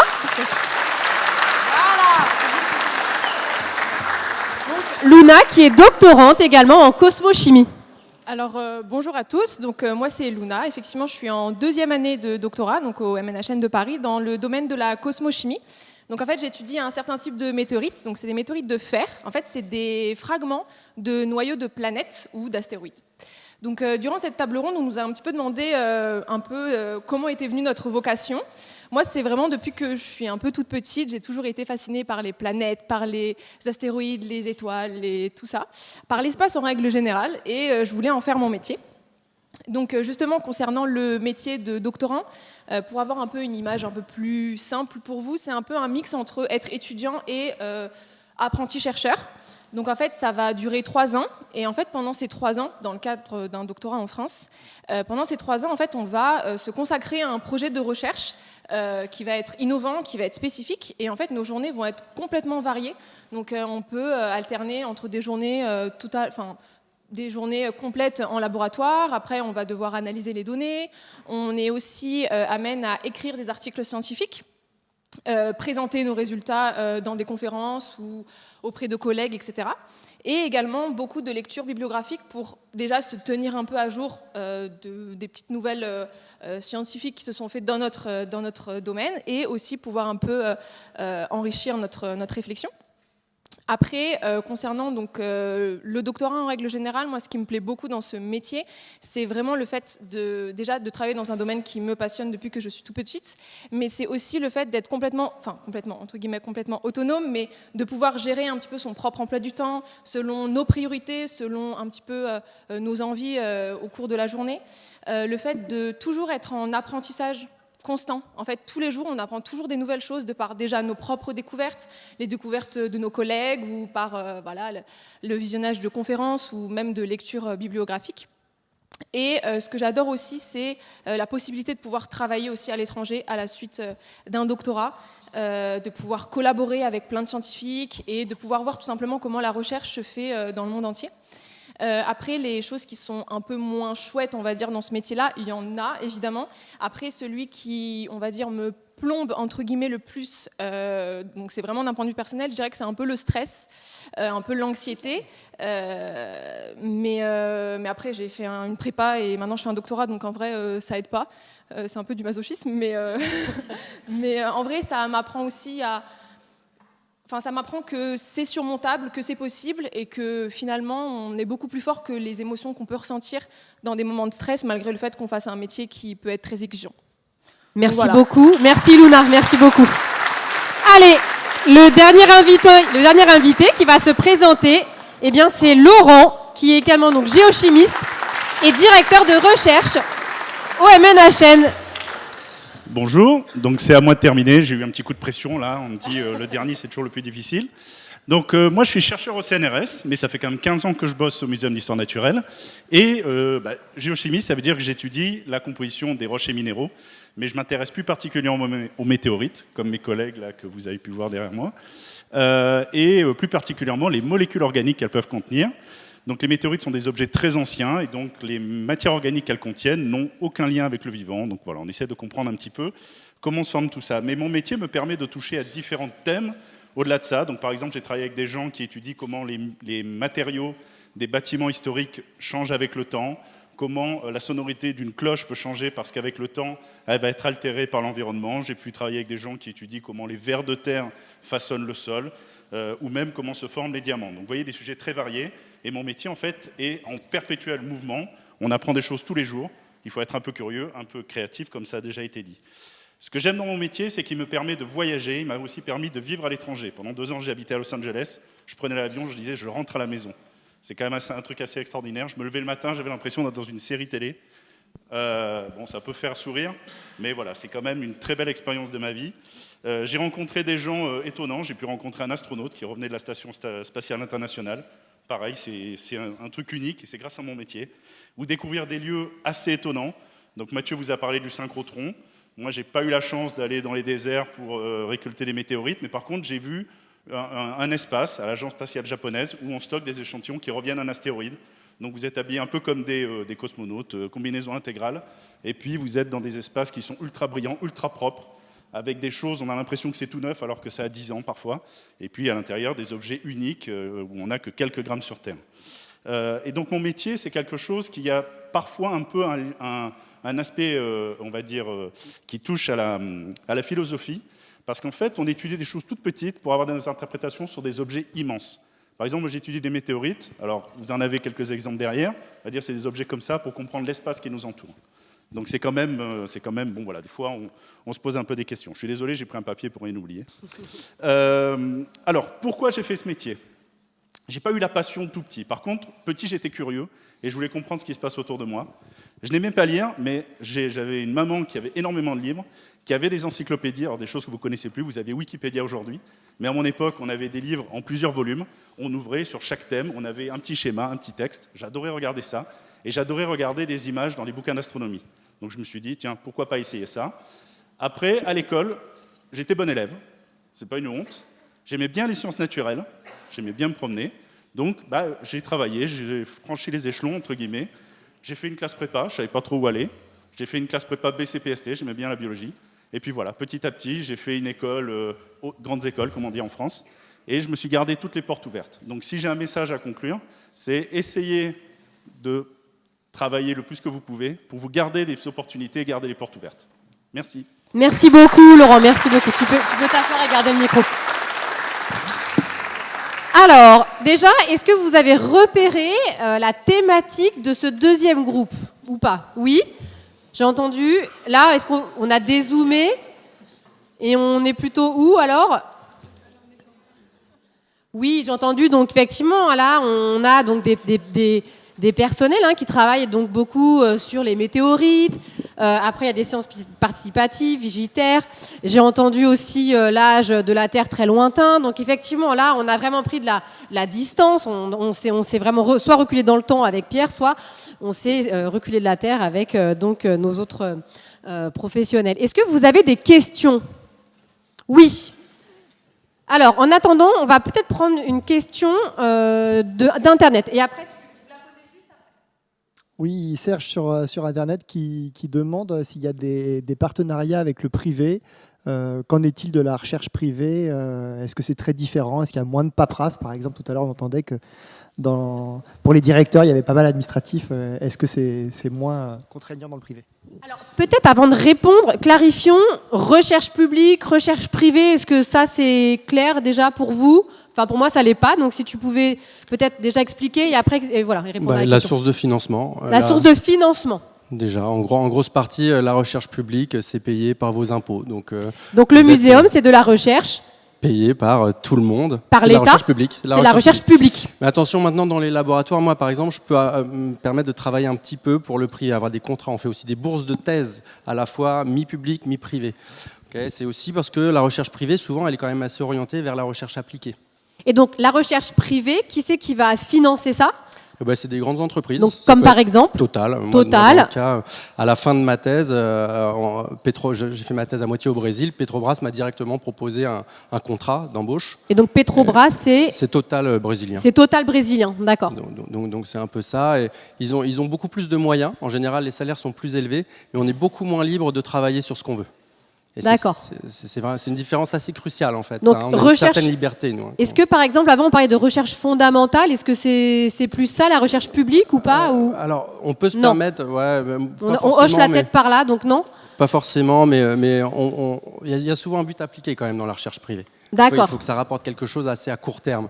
Nous, dans la recherche publique, la brique qu'on apporte, elle pourra être utile que dans 100 ans. D'accord. On verra peut-être même pas son utilité. Mais par exemple, moi je travaille sur les carbonates comme un outil qui nous raconte l'histoire de la Terre, c'est les archives de la Terre, mais les Total nous demandent souvent si on ne peut pas travailler avec eux parce que c'est aussi des roches réservoirs de pétrole. D'accord. Donc il y a toujours un lien assez étroit. Merci beaucoup. Alors la question. Oui. Alors, je voulais savoir, vous aviez parlé de plusieurs échelles, donc il y avait les... Pierre, pardon. Pierre, voilà. Vous aviez parlé des différentes échelles et notamment de l'échelle isotopique, je crois.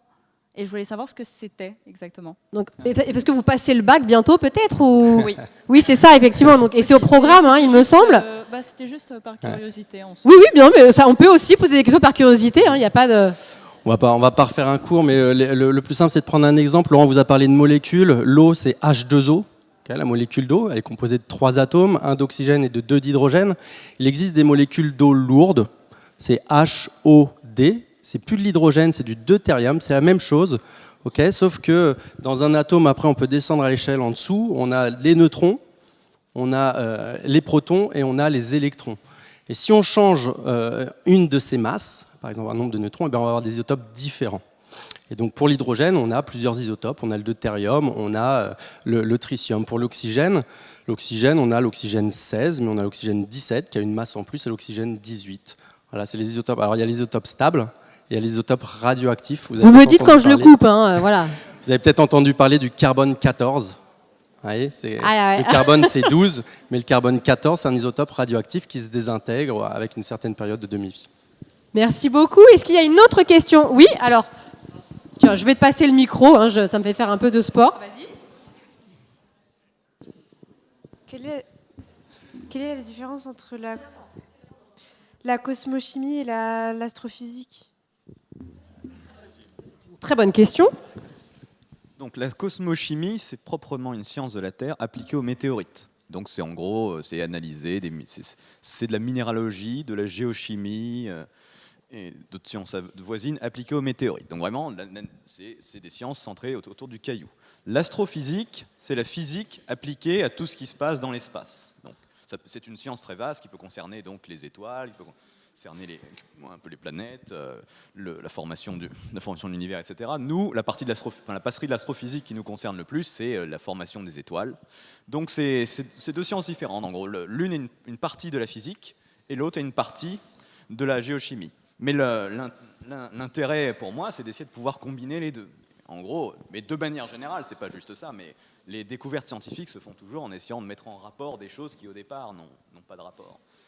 Donc voilà. Merci beaucoup. Est-ce qu'il y a une autre question? Oui, là-bas. Alors Ah, t'y vas, Michel, d'accord. Alors peut-être en attendant que Michel vasse, moi j'ai une petite question. Alors je ne sais pas pour lequel d'entre vous, celui qui veut me répondre ou celle me répond.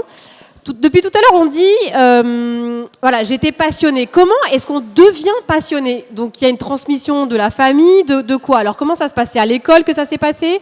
C'est dans l'entourage? Qui c'est qui veut répondre? Allez, Luna. Alors moi, c'est pas du tout venu de la part de ma famille, parce que dans ma famille, on n'est pas du tout scientifique, c'est plus littéraire, etc. Mais c'est plus venu par les bouquins. Par les livres. Alors, est-ce que quelqu'un sait ce que c'est qu'un livre encore? Je plaisante. Non, je plaisante. Donc. Et ouais, en fait, c'était vraiment quelque chose qui m'intriguait, que je voulais en savoir plus, toujours plus. Et en fait, mes connaissances, on va dire, se sont passées par les bouquins. D'accord, donc toi, Luna, c'est les livres. Est-ce qu'il y a un autre biais parmi vous les 6, d'un autre voilà, par où c'est venu votre passion? Donc, il y a aussi les livres, mais la collection, tout simplement. La collection. Collectionner des minéraux, puis des météorites, puis des... Et les livres, ça a été important. Quand j'ai eu ma première météorite à Noël, hein, c'est le Père Noël qui me l'a apporté, naturellement, j'ai eu aussi un livre sur les météorites, et plusieurs après. Hein. Parce qu'au départ, moi, je m'intéressais juste, le caillou, c'est intéressant, et puis je me disais, bon, le peu que je savais, je m'en contentais, mais on m'a apporté un livre, on a bien fait, c'est mes parents. Mais bien le micro. Mes parents m'ont offert plusieurs livres sur les météorites, ils ne sont pas contentés d'un seul, quoi, et donc c'est ça qui a rendu la chose un peu plus D'accord, donc encyclopédique. il y a les livres, la passion par l'objet. Laurent, j'ai entendu peut-être la passion par l'école. Je sais, je veux pas vous provoquer. Alors, pas vraiment, parce que comme je disais, moi, j'ai pas été passionné dès le début. Moi, j'avais envie de travailler sur l'objet nature, la nature, quelque chose, la terre, la formation de la terre. Et ça t'est venu comment? Par quoi? Par des balades, l'observation? Oui, d'être dehors déjà, de se demander pourquoi, on peut se poser des questions bêtes quand on est enfant, mais pourquoi la montagne elle est comme ça, pourquoi la mer est comme ça, pourquoi une roche est rouge alors qu'une autre est plutôt claire. Et puis après, oui, les livres, pour l'astronomie, ça m'est venu via les livres, parce qu'on a des très belles images sur les livres d'astronomie, on peut se demander qu'est-ce que c'est ça, comment ça se forme, et ainsi de suite. Puis des fois, on lit des choses, quand on a une dizaine d'années, on se demande qu'est-ce que ça veut dire, la taille d'une planète, on n'imagine pas trop, voilà, ça vient... D'accord. Alors, la question, du coup. Oui, elle est là-haut. Allez. En fait, vous avez parlé d'un synchrotron, je crois, et je me demandais plus précisément ce que c'est. Alors, le synchrotron, qu'est-ce que c'est? Donc, c'est Laurent qui va nous répondre. J'ai repris quelque chose qu'avait décrit Mathieu juste avant. Un synchrotron, c'est un gros appareil, c'est un anneau dans lequel tournent des particules. Et quand ces particules vont faire des petits virages, elles vont émettre des rayonnements. Et nous, on a des instruments scientifiques qui utilisent le rayonnement, c'est-à-dire les photons émis à chaque petit virage. Et par exemple, on peut étudier l'intérieur d'un échantillon ou la composition chimique d'un échantillon ou les liaisons chimiques dans l'échantillon grâce à cette technologie. Au départ, ça a été développé à Berkeley, en Californie, au moment, on va dire, juste avant la Deuxième Guerre mondiale. Il me semble, Mathieu pourrait me corriger. C'était à peu près, le tout premier, je crois qu'il a à peu près la taille d'une table. Aujourd'hui, c'est, on va dire, c'est entre la rue Cuvier et la rue Buffon, une installation synchrotron. C'est très grand.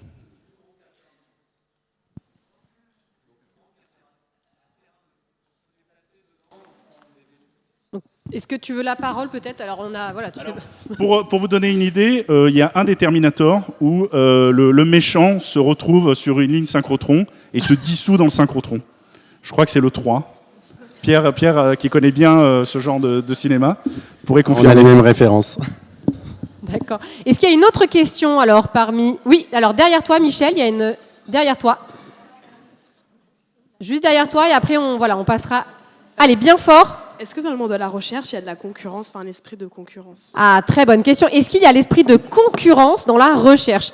On pourrait dire concurrence, compétition. Est-ce qu'il y a des coups bas? Oui. Oui. Oui. C'est le... Enfin, on va dire c'est le problème. Nous sommes des humains. Il y a forcément toujours le sentiment de je veux être meilleur que toi. Donc effectivement, des coups bas, il va y en avoir. Notre métier est à l'image de la société. Voilà. C'est très dur, alors, mais voilà, c'est vrai. On a l'optimiste qui va prendre... C'est oui, parce qu'en fait, on est en compétition. Comme disait tout à l'heure Sylvain, ils sont que 50. Donc quand il y en a un qui fait une découverte, puis que l'autre le découvre à peu près en même temps, il faut se dépêcher. Hein. Ça existe depuis longtemps. Si vous avez regardé un petit peu Darwin, il était en compétition avec Wallace, donc il a été publié assez rapidement. Donc on a cette volonté, quand on découvre quelque chose, comme on se l'approprie, on veut être le premier à le publier ou à le diffuser. Après, en même temps, la science est tellement vaste, il y a tellement de sujets sur lesquels on travaille avec des techniques tellement différentes que il y a tellement de travail pour tout le monde qu'il n'y a pas trop de soucis. Maintenant, effectivement, il y aura toujours des laboratoires où il y a des équipes où c'est un petit peu plus resserré, où c'est compliqué. Et puis après, il y en a d'autres où on ne voit pas du tout cette compétition. Et voilà, enfin, il y a un peu les deux, je pense. Mais alors, justement... C'est pas naïf, c'est pas naïf. Est-ce que vous auriez un exemple de parution facile pour que tout le monde puisse le comprendre, sur lequel il y a eu un enjeu, une petite compétition? Alors peut-être de votre labo ou est-ce que vous avez eu connaissance de quelque chose? Parce que c'est vrai que peut-être que moi, ça ne me parle pas trop finalement. Qu'est-ce qui est en enjeu en tant que découverte? Je réponds? Du coup, c'est moi. Moi, ce qui me vient à l'esprit, c'est des publications sur les découvertes des plus anciennes traces de vie sur Terre, par exemple. C'est souvent des équipes, c'est des domaines où on se challenge. Donc, en gros, l'équipe n'a pas fini de rédiger le papier pour dire ça, c'est les plus anciennes traces de vie, que l'autre équipe a déjà connaissance de cette publi et écrit déjà un commentaire à la publi qui n'est pas encore sortie. Donc c'est pas forcément, c'est le premier qui va publier, mais c'est assez intéressant à voir. Il y a forcément des études à faire là-dessus. Ouais. Merci beaucoup. Alors, il y avait une autre question, je crois. Oui.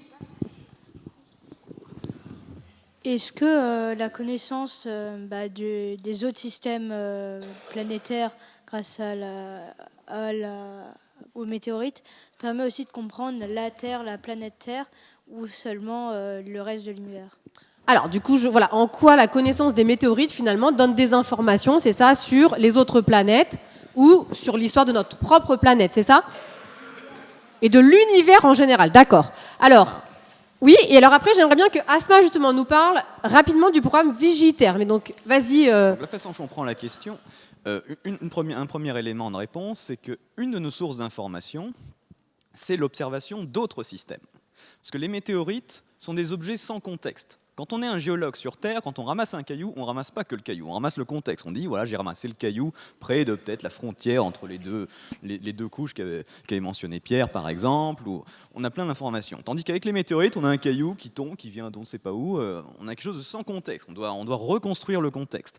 Et une façon de reconstruire le contexte, c'est essayer de s'appuyer sur ce que donnent les observations d'autres systèmes. D'autres systèmes, on voit à quoi ressemblent les disques autour d'autres systèmes, et on peut en gros extrapoler en disant ces disques devaient ressembler à ce qu'il y avait à notre propre disque qui entourait le Soleil il y a 4,5 milliards d'années. Donc il y a ce genre d'extrapolation, on peut faire des parallèles, mais c'est toujours complémentaire, parce que quand les disques qu'on voit de loin, ben, on les voit pas très bien, c'est très flou. On voit des choses qui sont très très grosses. Et les météorites, on a un niveau de détail tout petit, on peut regarder des choses micrométriques. Donc c'est complémentaire. Et bon, mais ça explique aussi qu'il reste encore beaucoup de choses à découvrir, des choses de premier plan, quoi. Alors, il y a Pierre qui voulait donc compléter. Je veux juste compléter.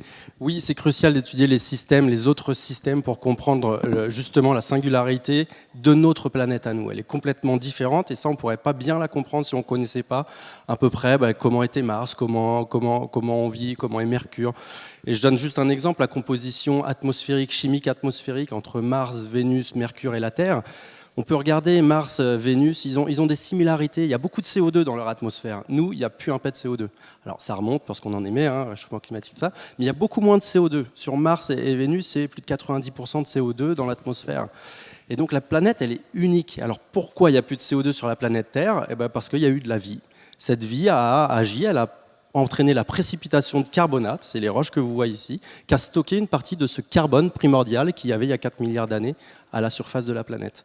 Et ça, on n'aurait pas forcément pu le comprendre si on ne savait pas l'état initial grâce à ce qu'on connaît de Mars, de Vénus et des autres systèmes. Merci beaucoup. Alors, il y avait une question. J'ai une question pour Monsieur Remusa. D'où viennent les... Pour Laurent. Laurent.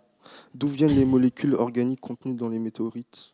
Alors, d'où viennent les molécules organiques que l'on trouve dans les météorites? Ah oui, ça c'est une question tout à fait passionnante. C'est une très bonne question, merci beaucoup. Elles viennent de réactions chimiques qui se déroulent dans l'espace ou sur les astéroïdes, juste par thermodynamique, on va dire. Donc des liaisons chimiques qui se créent entre carbone, azote, carbone-carbone, carbone-hydrogène et ainsi de suite. Donc une molécule organique. C'est une molécule formée de carbone, hydrogène, oxygène, Et est-ce que azote, soufre.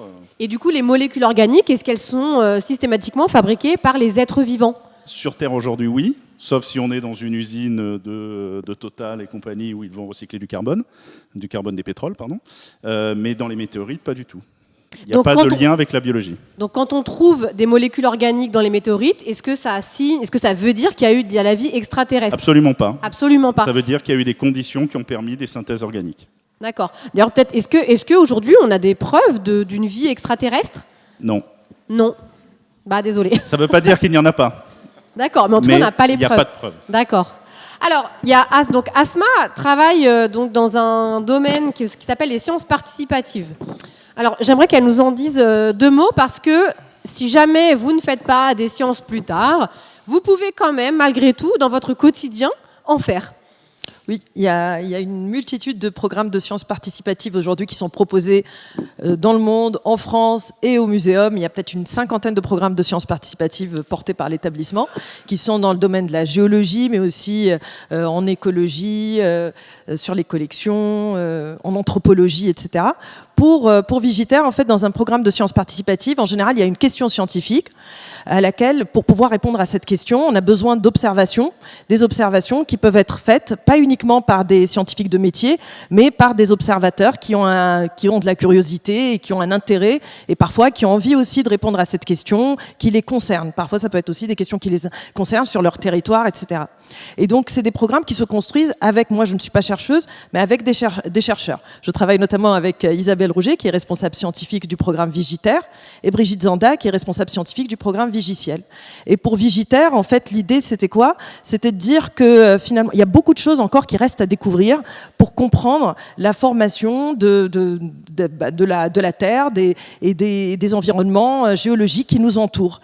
Et pour pouvoir répondre à ces questions et faire des nouvelles découvertes, on invite les observateurs un peu partout sur le territoire à signaler des affleurements géologiques, donc là où la roche est visible, pas recouverte de végétation et pas encore valorisée, donc là où peut-être d'autres personnes n'ont pas fait la même observation, à dire tiens, je vois des structures qui semblent intéressantes, est-ce qu'elles le sont réellement, est-ce qu'elles sont connues, et est-ce que aujourd'hui ça peut alimenter des projets de recherche, ou peut-être même en initier. Et donc les gens nous envoient des photos de leurs observations via le site web Vigiter. Ça peut être des élèves accompagnés de leurs enseignants, des gens qui fréquentent des associations de géologie, ou par des indépendants qui s'intéressent juste à ça, qui nous envoient une photo, qui nous disent où ça se trouve et ce qu'ils observent à leur manière, qu'ils s'y connaissent en géologie ou pas. Et ensuite, nous, on les met en réseau avec des scientifiques, des géologues de leur région, et qui vont faire une expertise, un diagnostic sur cette structure pour compléter, corriger et donner l'intérêt de cette structure.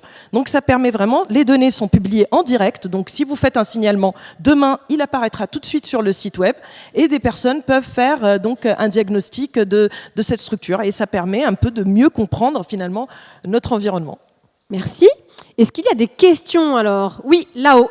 Alors, Michel. Ah non, c'est Quentin qui descend. Peut-être en attendant, Charlotte, je peux poser une question en ligne. Il y a une question de Serge toujours sur l'IA. On entend parler d'IA tout le temps et on dit notamment que l'IA va changer les métiers. Est-ce que c'est le cas dans vos laboratoires? Est-ce que l'IA est amenée à modifier votre façon de travailler? Donc l'IA, l'intelligence artificielle, est-ce que l'intelligence artificielle modifie votre façon de travailler? Et là, c'est vrai que je regarde un peu Luna et Jean aussi, parce que vous êtes dans les études. Quelle est la part de l'intelligence artificielle dans vos études et là, en ce moment, dans votre travail? Alors Jean, peut-être, parce que... Vas-y Jean, et après Luna. Alors moi, par exemple, j'ai déjà pu l'utiliser durant mon stage de Master 2 pour faire mes propres recherches. Donc le but était, par exemple, de détecter des objets dans les météorites, et j'ai pu le faire grâce à de l'IA pour les trouver beaucoup plus rapidement, ce genre de choses. Je peux l'utiliser dans la recherche en appui à la recherche. Et comment on faisait alors avant sans l'IA? Ça prenait plus de temps. Mais on allait chercher l'information où? C'est pas facile? Peut-être oui, dans d'autres labos ou dans des livres, ou c'est ça, ou sur Google tout simplement. D'accord? Luna? Moi, je pense tout de suite à ChatGPT, qui est hyper prédominant aujourd'hui et va l'être de plus en plus. Et effectivement, dans mon cas personnel, j'ai déjà recherché des choses sur ChatGPT pour rechercher quelque chose de précis, imaginons, ou un article, etc. Et en fait, disons que ça va prendre peut-être moins de temps pour une recherche spécifique. D'accord. Et alors par rapport à est-ce que vous avez déjà eu des soucis de fausses réponses alors via ChatGPT? Alors et comment on fait alors? Mais justement, là, pour donner un exemple, j'avais une information, mais je ne savais plus d'où elle provenait. Et on a beaucoup de lectures bibliographiques, on a beaucoup d'articles. Et donc j'avais demandé dans mon cas, c'était quel auteur, quelle année, etc. Et il m'a sorti un article, et donc il m'a donné un lien. Et quand j'ai regardé sur Internet, l'article n'existait pas du tout. Donc faut pas se baser uniquement sur ce que les réponses, donc dans le cas de ChatGPT, nous donnent. Il faut aussi vérifier par nous-mêmes, sinon le métier de chercheur... D'accord. Voilà. Alors peut-être oui, est-ce que quelqu'un veut préciser? Vas-y, Asma. Je racontais une petite anecdote parce que on s'intéresse à la législation autour des météorites en France. Quand on trouve une météorite, à qui elle appartient? Et moi, je connais maintenant la situation, en tout cas ce qu'il y a dans la loi. Et justement, il n'y a pas de législation spécifique pour les météorites. Mais quand j'ai posé la question à LégIGPT, en fait c'est comme ChatGPT mais sur les textes législatifs, il m'a dit les météorites c'est comme les objets archéologiques, c'est la même loi. Donc c'est pas vrai. Donc, en fait, je connaissais déjà la réponse avant de poser la question, ce qui m'a permis de pouvoir être critique et de lui répondre, mais pas du tout. Et donc, il m'a répondu, il m'a dit, oui, mais ça pourrait être assimilé. Donc, voilà. Donc, il construit ses réponses. Voilà, tout à fait. ChatGPT, elle est capable d'halluciner une réponse et donc, elle va répondre toujours quelque chose. Par exemple, si vous demandez le classement de la Ligue 1, vous allez voir que ça va pas être celui qui correspond à l'instant T. Vas-y, Pierre. Je vais donner un ressenti très récent. Il y a 2 semaines, j'ai mon frère qui est ingénieur en informatique qui m'a montré DeepSeek, qui est comme ChatGPT, mais qui a apparemment un pouvoir d'analyse des textes et des fichiers Excel. Surtout, c'est ça qui m'avait plu. Et du coup, j'ai mis... moi, je travaille en géochimie, je vous ai dit, donc j'ai pris des roches qui venaient du Groenland en 1926 et j'ai fait l'analyse chimique entière de cette roche. J'ai plein de colonnes, 46 colonnes, et on est retourné en 2022 au même endroit au Groenland, récolter les mêmes roches, mais une centaine d'années après. Pareil, je me retrouve avec un gros fichier Excel avec des centaines et des centaines de données. J'ai mis les 2 fichiers Excel sur DeepSeek en lui demandant de me faire une analyse comparative des 2 fichiers. Et j'ai été bluffé parce qu'il me trouve exactement là ce que je voulais trouver, des différences, des similarités. Il va assez loin dans l'interprétation scientifique. C'est moi qui lui demande d'aller voir tel marqueur, tel... Et à la fin, je suis carrément arrivé à lui dire peux-tu me rédiger l'abstract pour mon futur article là-dessus? Alors l'abstract, est-ce que tu peux préciser? Le résumé d'un article scientifique. Voilà, parce qu'en fait, nos chercheurs doivent publier. Attends, il le fait. Et alors, je ne parle pas hyper bien anglais, mais j'ai rédigé quand même pas mal d'articles, donc on commence, mais j'étais bluffé. Alors, il n'y avait pas de référence, j'ai dit, peux-tu rajouter des références scientifiques pour chaque idée et argument? Et il sort les références scientifiques qui sont là, pour le coup, hein, parfois ça marche pas, mais ça marche, ça marchait. Mais du coup, comment tu sais que ça marche? J'étais très bluffé, et ce que je me suis dit, parce que je les connais, les références scientifiques. D'accord. Mais donc, quelqu'un qui ne connaîtrait rien, est-ce que du coup, il pourrait pas vérifier. Il pourrait pas vérifier. D'accord. Il pourrait pas vérifier. Mais ce que tu dis, c'est que le métier va changer quand même, que l'IA va tout bouleverser, parce que ça permet de faire des choses assez extraordinaires, ça donne même des nouvelles idées. Oui, mais quand on ne connaît pas du tout enfin, disons que si on n'est pas un petit peu en maîtrise de notre sujet. Oui, mais c'est comme Wikipédia. Oui, c'est comme Wikipédia, d'accord. Je pense qu'il y a un moment où on va être de moins en moins vigilant, et là, il faudra avoir des garants quand même derrière tout ça. Oui, alors Laurent, tu veux rajouter quelque chose? Moi, je voudrais rajouter un truc. Là, ça parle beaucoup d'IA générative, on va dire. On lui pose une question et il va rédiger un texte.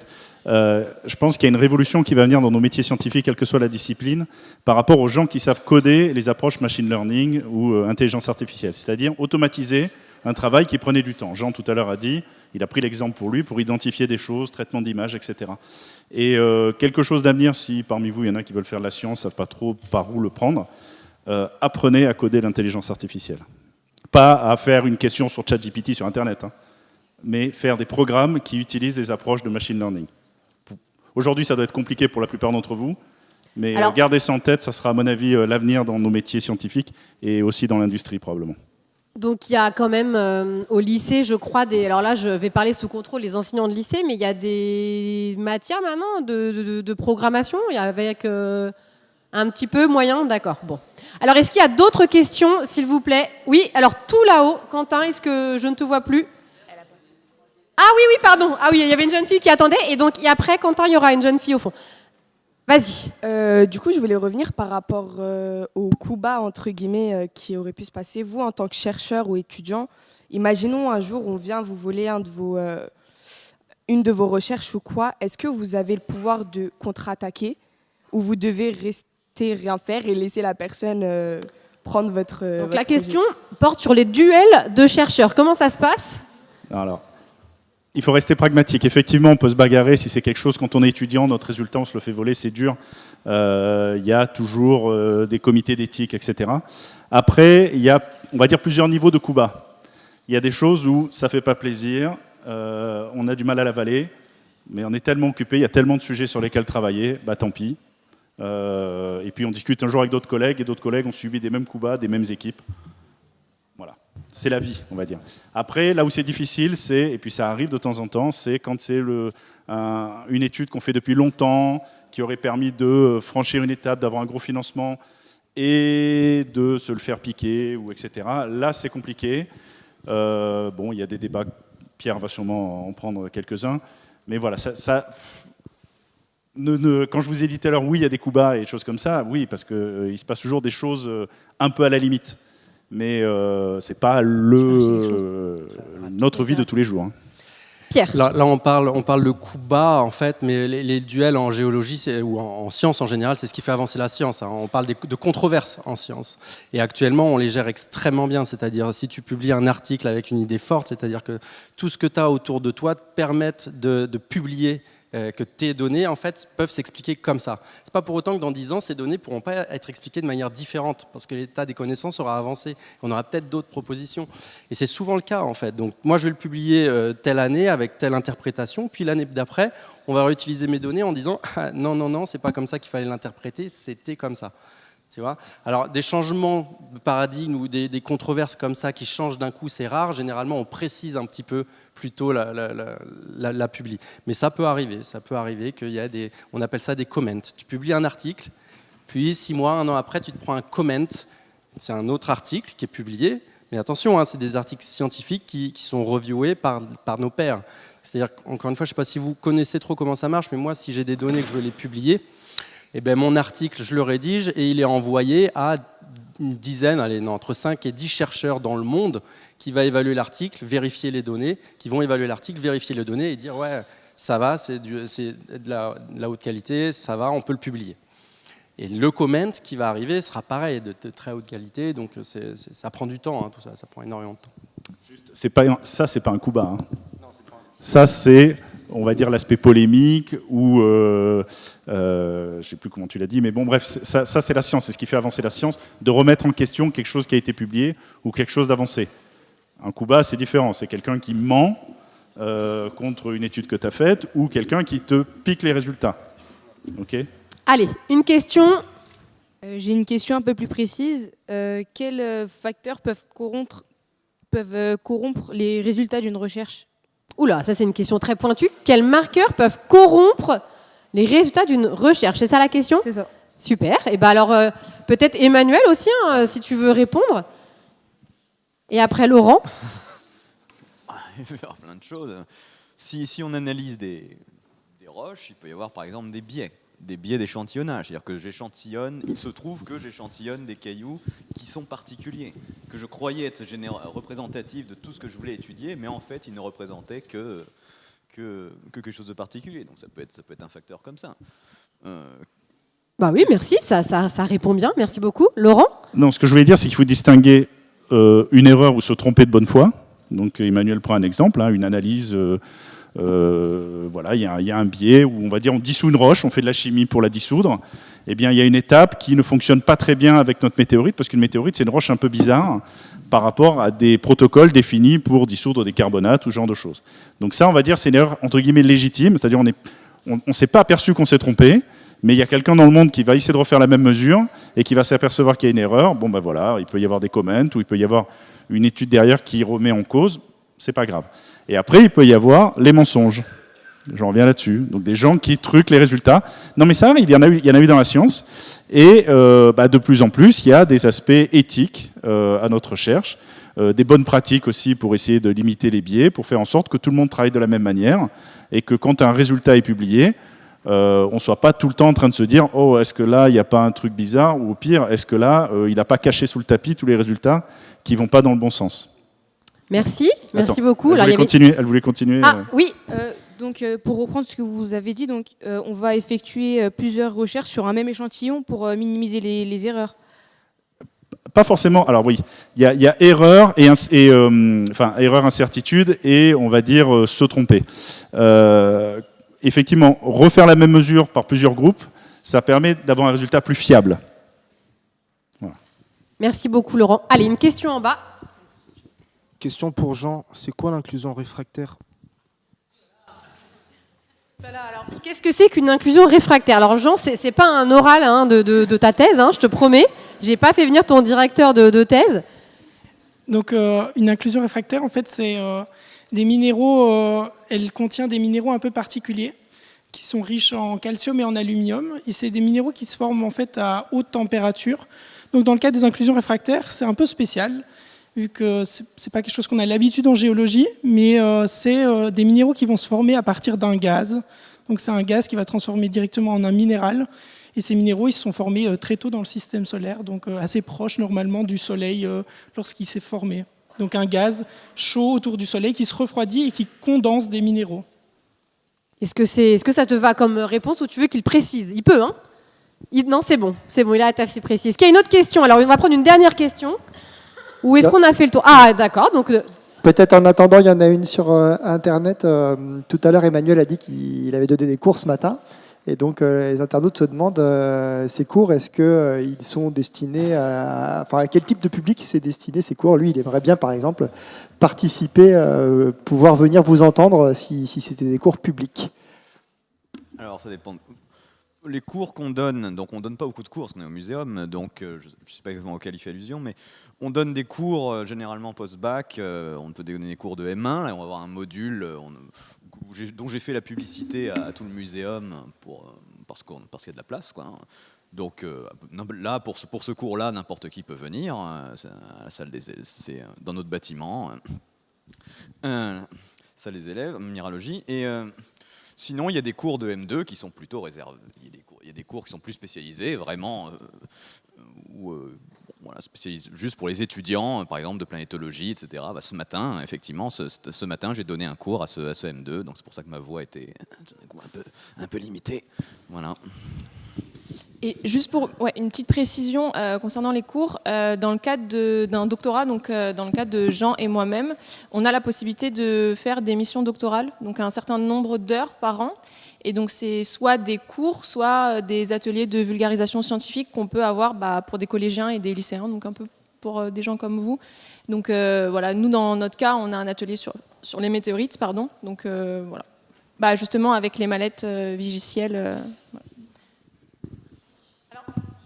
Oui, alors avant d'écouter notre camarade, en gros, oui, l'atelier météorite pour les enseignants, il est en ligne sur la plateforme et donc vous pouvez y inscrire vos élèves et donc c'est un atelier qui est super intéressant, j'imagine. Luna, oui, ils disent oui, très bien. Question pour Luna. Est-ce que le fer est d'origine extraterrestre? Donc là, vous avez un futur collègue. Donc, est-ce que le fer est d'origine extraterrestre? Dans le cadre des météorites que j'étudie, oui, vu que c'est des météorites de fer. En fait, c'est des morceaux de noyaux. En fait, je ne sais pas si vous avez des petites notions du processus de différenciation ou pas du tout. Non, je pense que... Ouais. En fait, vous voyez la Terre, il y a plusieurs couches. Il y a le noyau, le manteau et potentiellement une croûte, dans le cas de la Terre. Il y a des astéroïdes dans le système solaire qui peuvent subir également une fusion partielle, donc se différencier, donc ségréguer différentes couches. Et le fer et le nickel, en fait, c'est des éléments qui sont super lourds. Donc en fait, ils vont migrer au centre du corps et donc après cristallisation, former un noyau. Donc quand on prend un morceau de ce noyau, c'est ce qu'on appelle les météorites de fer. Donc c'est du fer extraterrestre.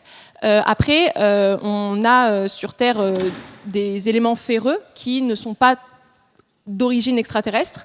Donc si je dis pas de bêtises, l'âge du fer c'est 1200 avant Jésus-Christ.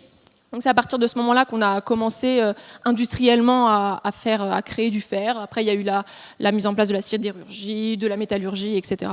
Mais voilà. Et en fait, petite anecdote, avant justement l'âge du fer, donc avant cette possibilité de l'homme de pouvoir manier le fer, etc. Il y a des personnes qui utilisaient le fer météoritique pour créer des objets. Donc par exemple, il y a la dague de Toutankhamon qui est fait en météorite de fer, par exemple, parce qu'en fait, on ne savait pas avant faire du fer, le manier, etc. Et donc, il y avait du fer météoritique qui était utilisé pour créer différents objets. Ah, Laurent veut rajouter en quelques secondes, Laurent. C'est juste pour préciser, il y a fer et métal. Il y a le fer, c'est l'élément chimique qu'on peut trouver, par exemple, dans des olivines, dans les roches du manteau. Et le métal, qui est, par exemple, là, c'est peut-être métallique, c'est du fer réduit. Donc, Luna, elle vous parle de fer métallique. Eh bien, du coup, vous pourrez donc retrouver des conférences, allez visiter la plateforme, venez rencontrer les chercheurs, venez visiter les collections. N'hésitez pas à contacter, donc à envoyer des mails. On espère que cet après-midi vous aura donc inspiré. Merci d'applaudir chaleureusement tous les personnels qui sont venus. Merci beaucoup. On vous souhaite un très bon retour et on espère vous recroiser dans d'autres contextes. Au revoir et bon après-midi.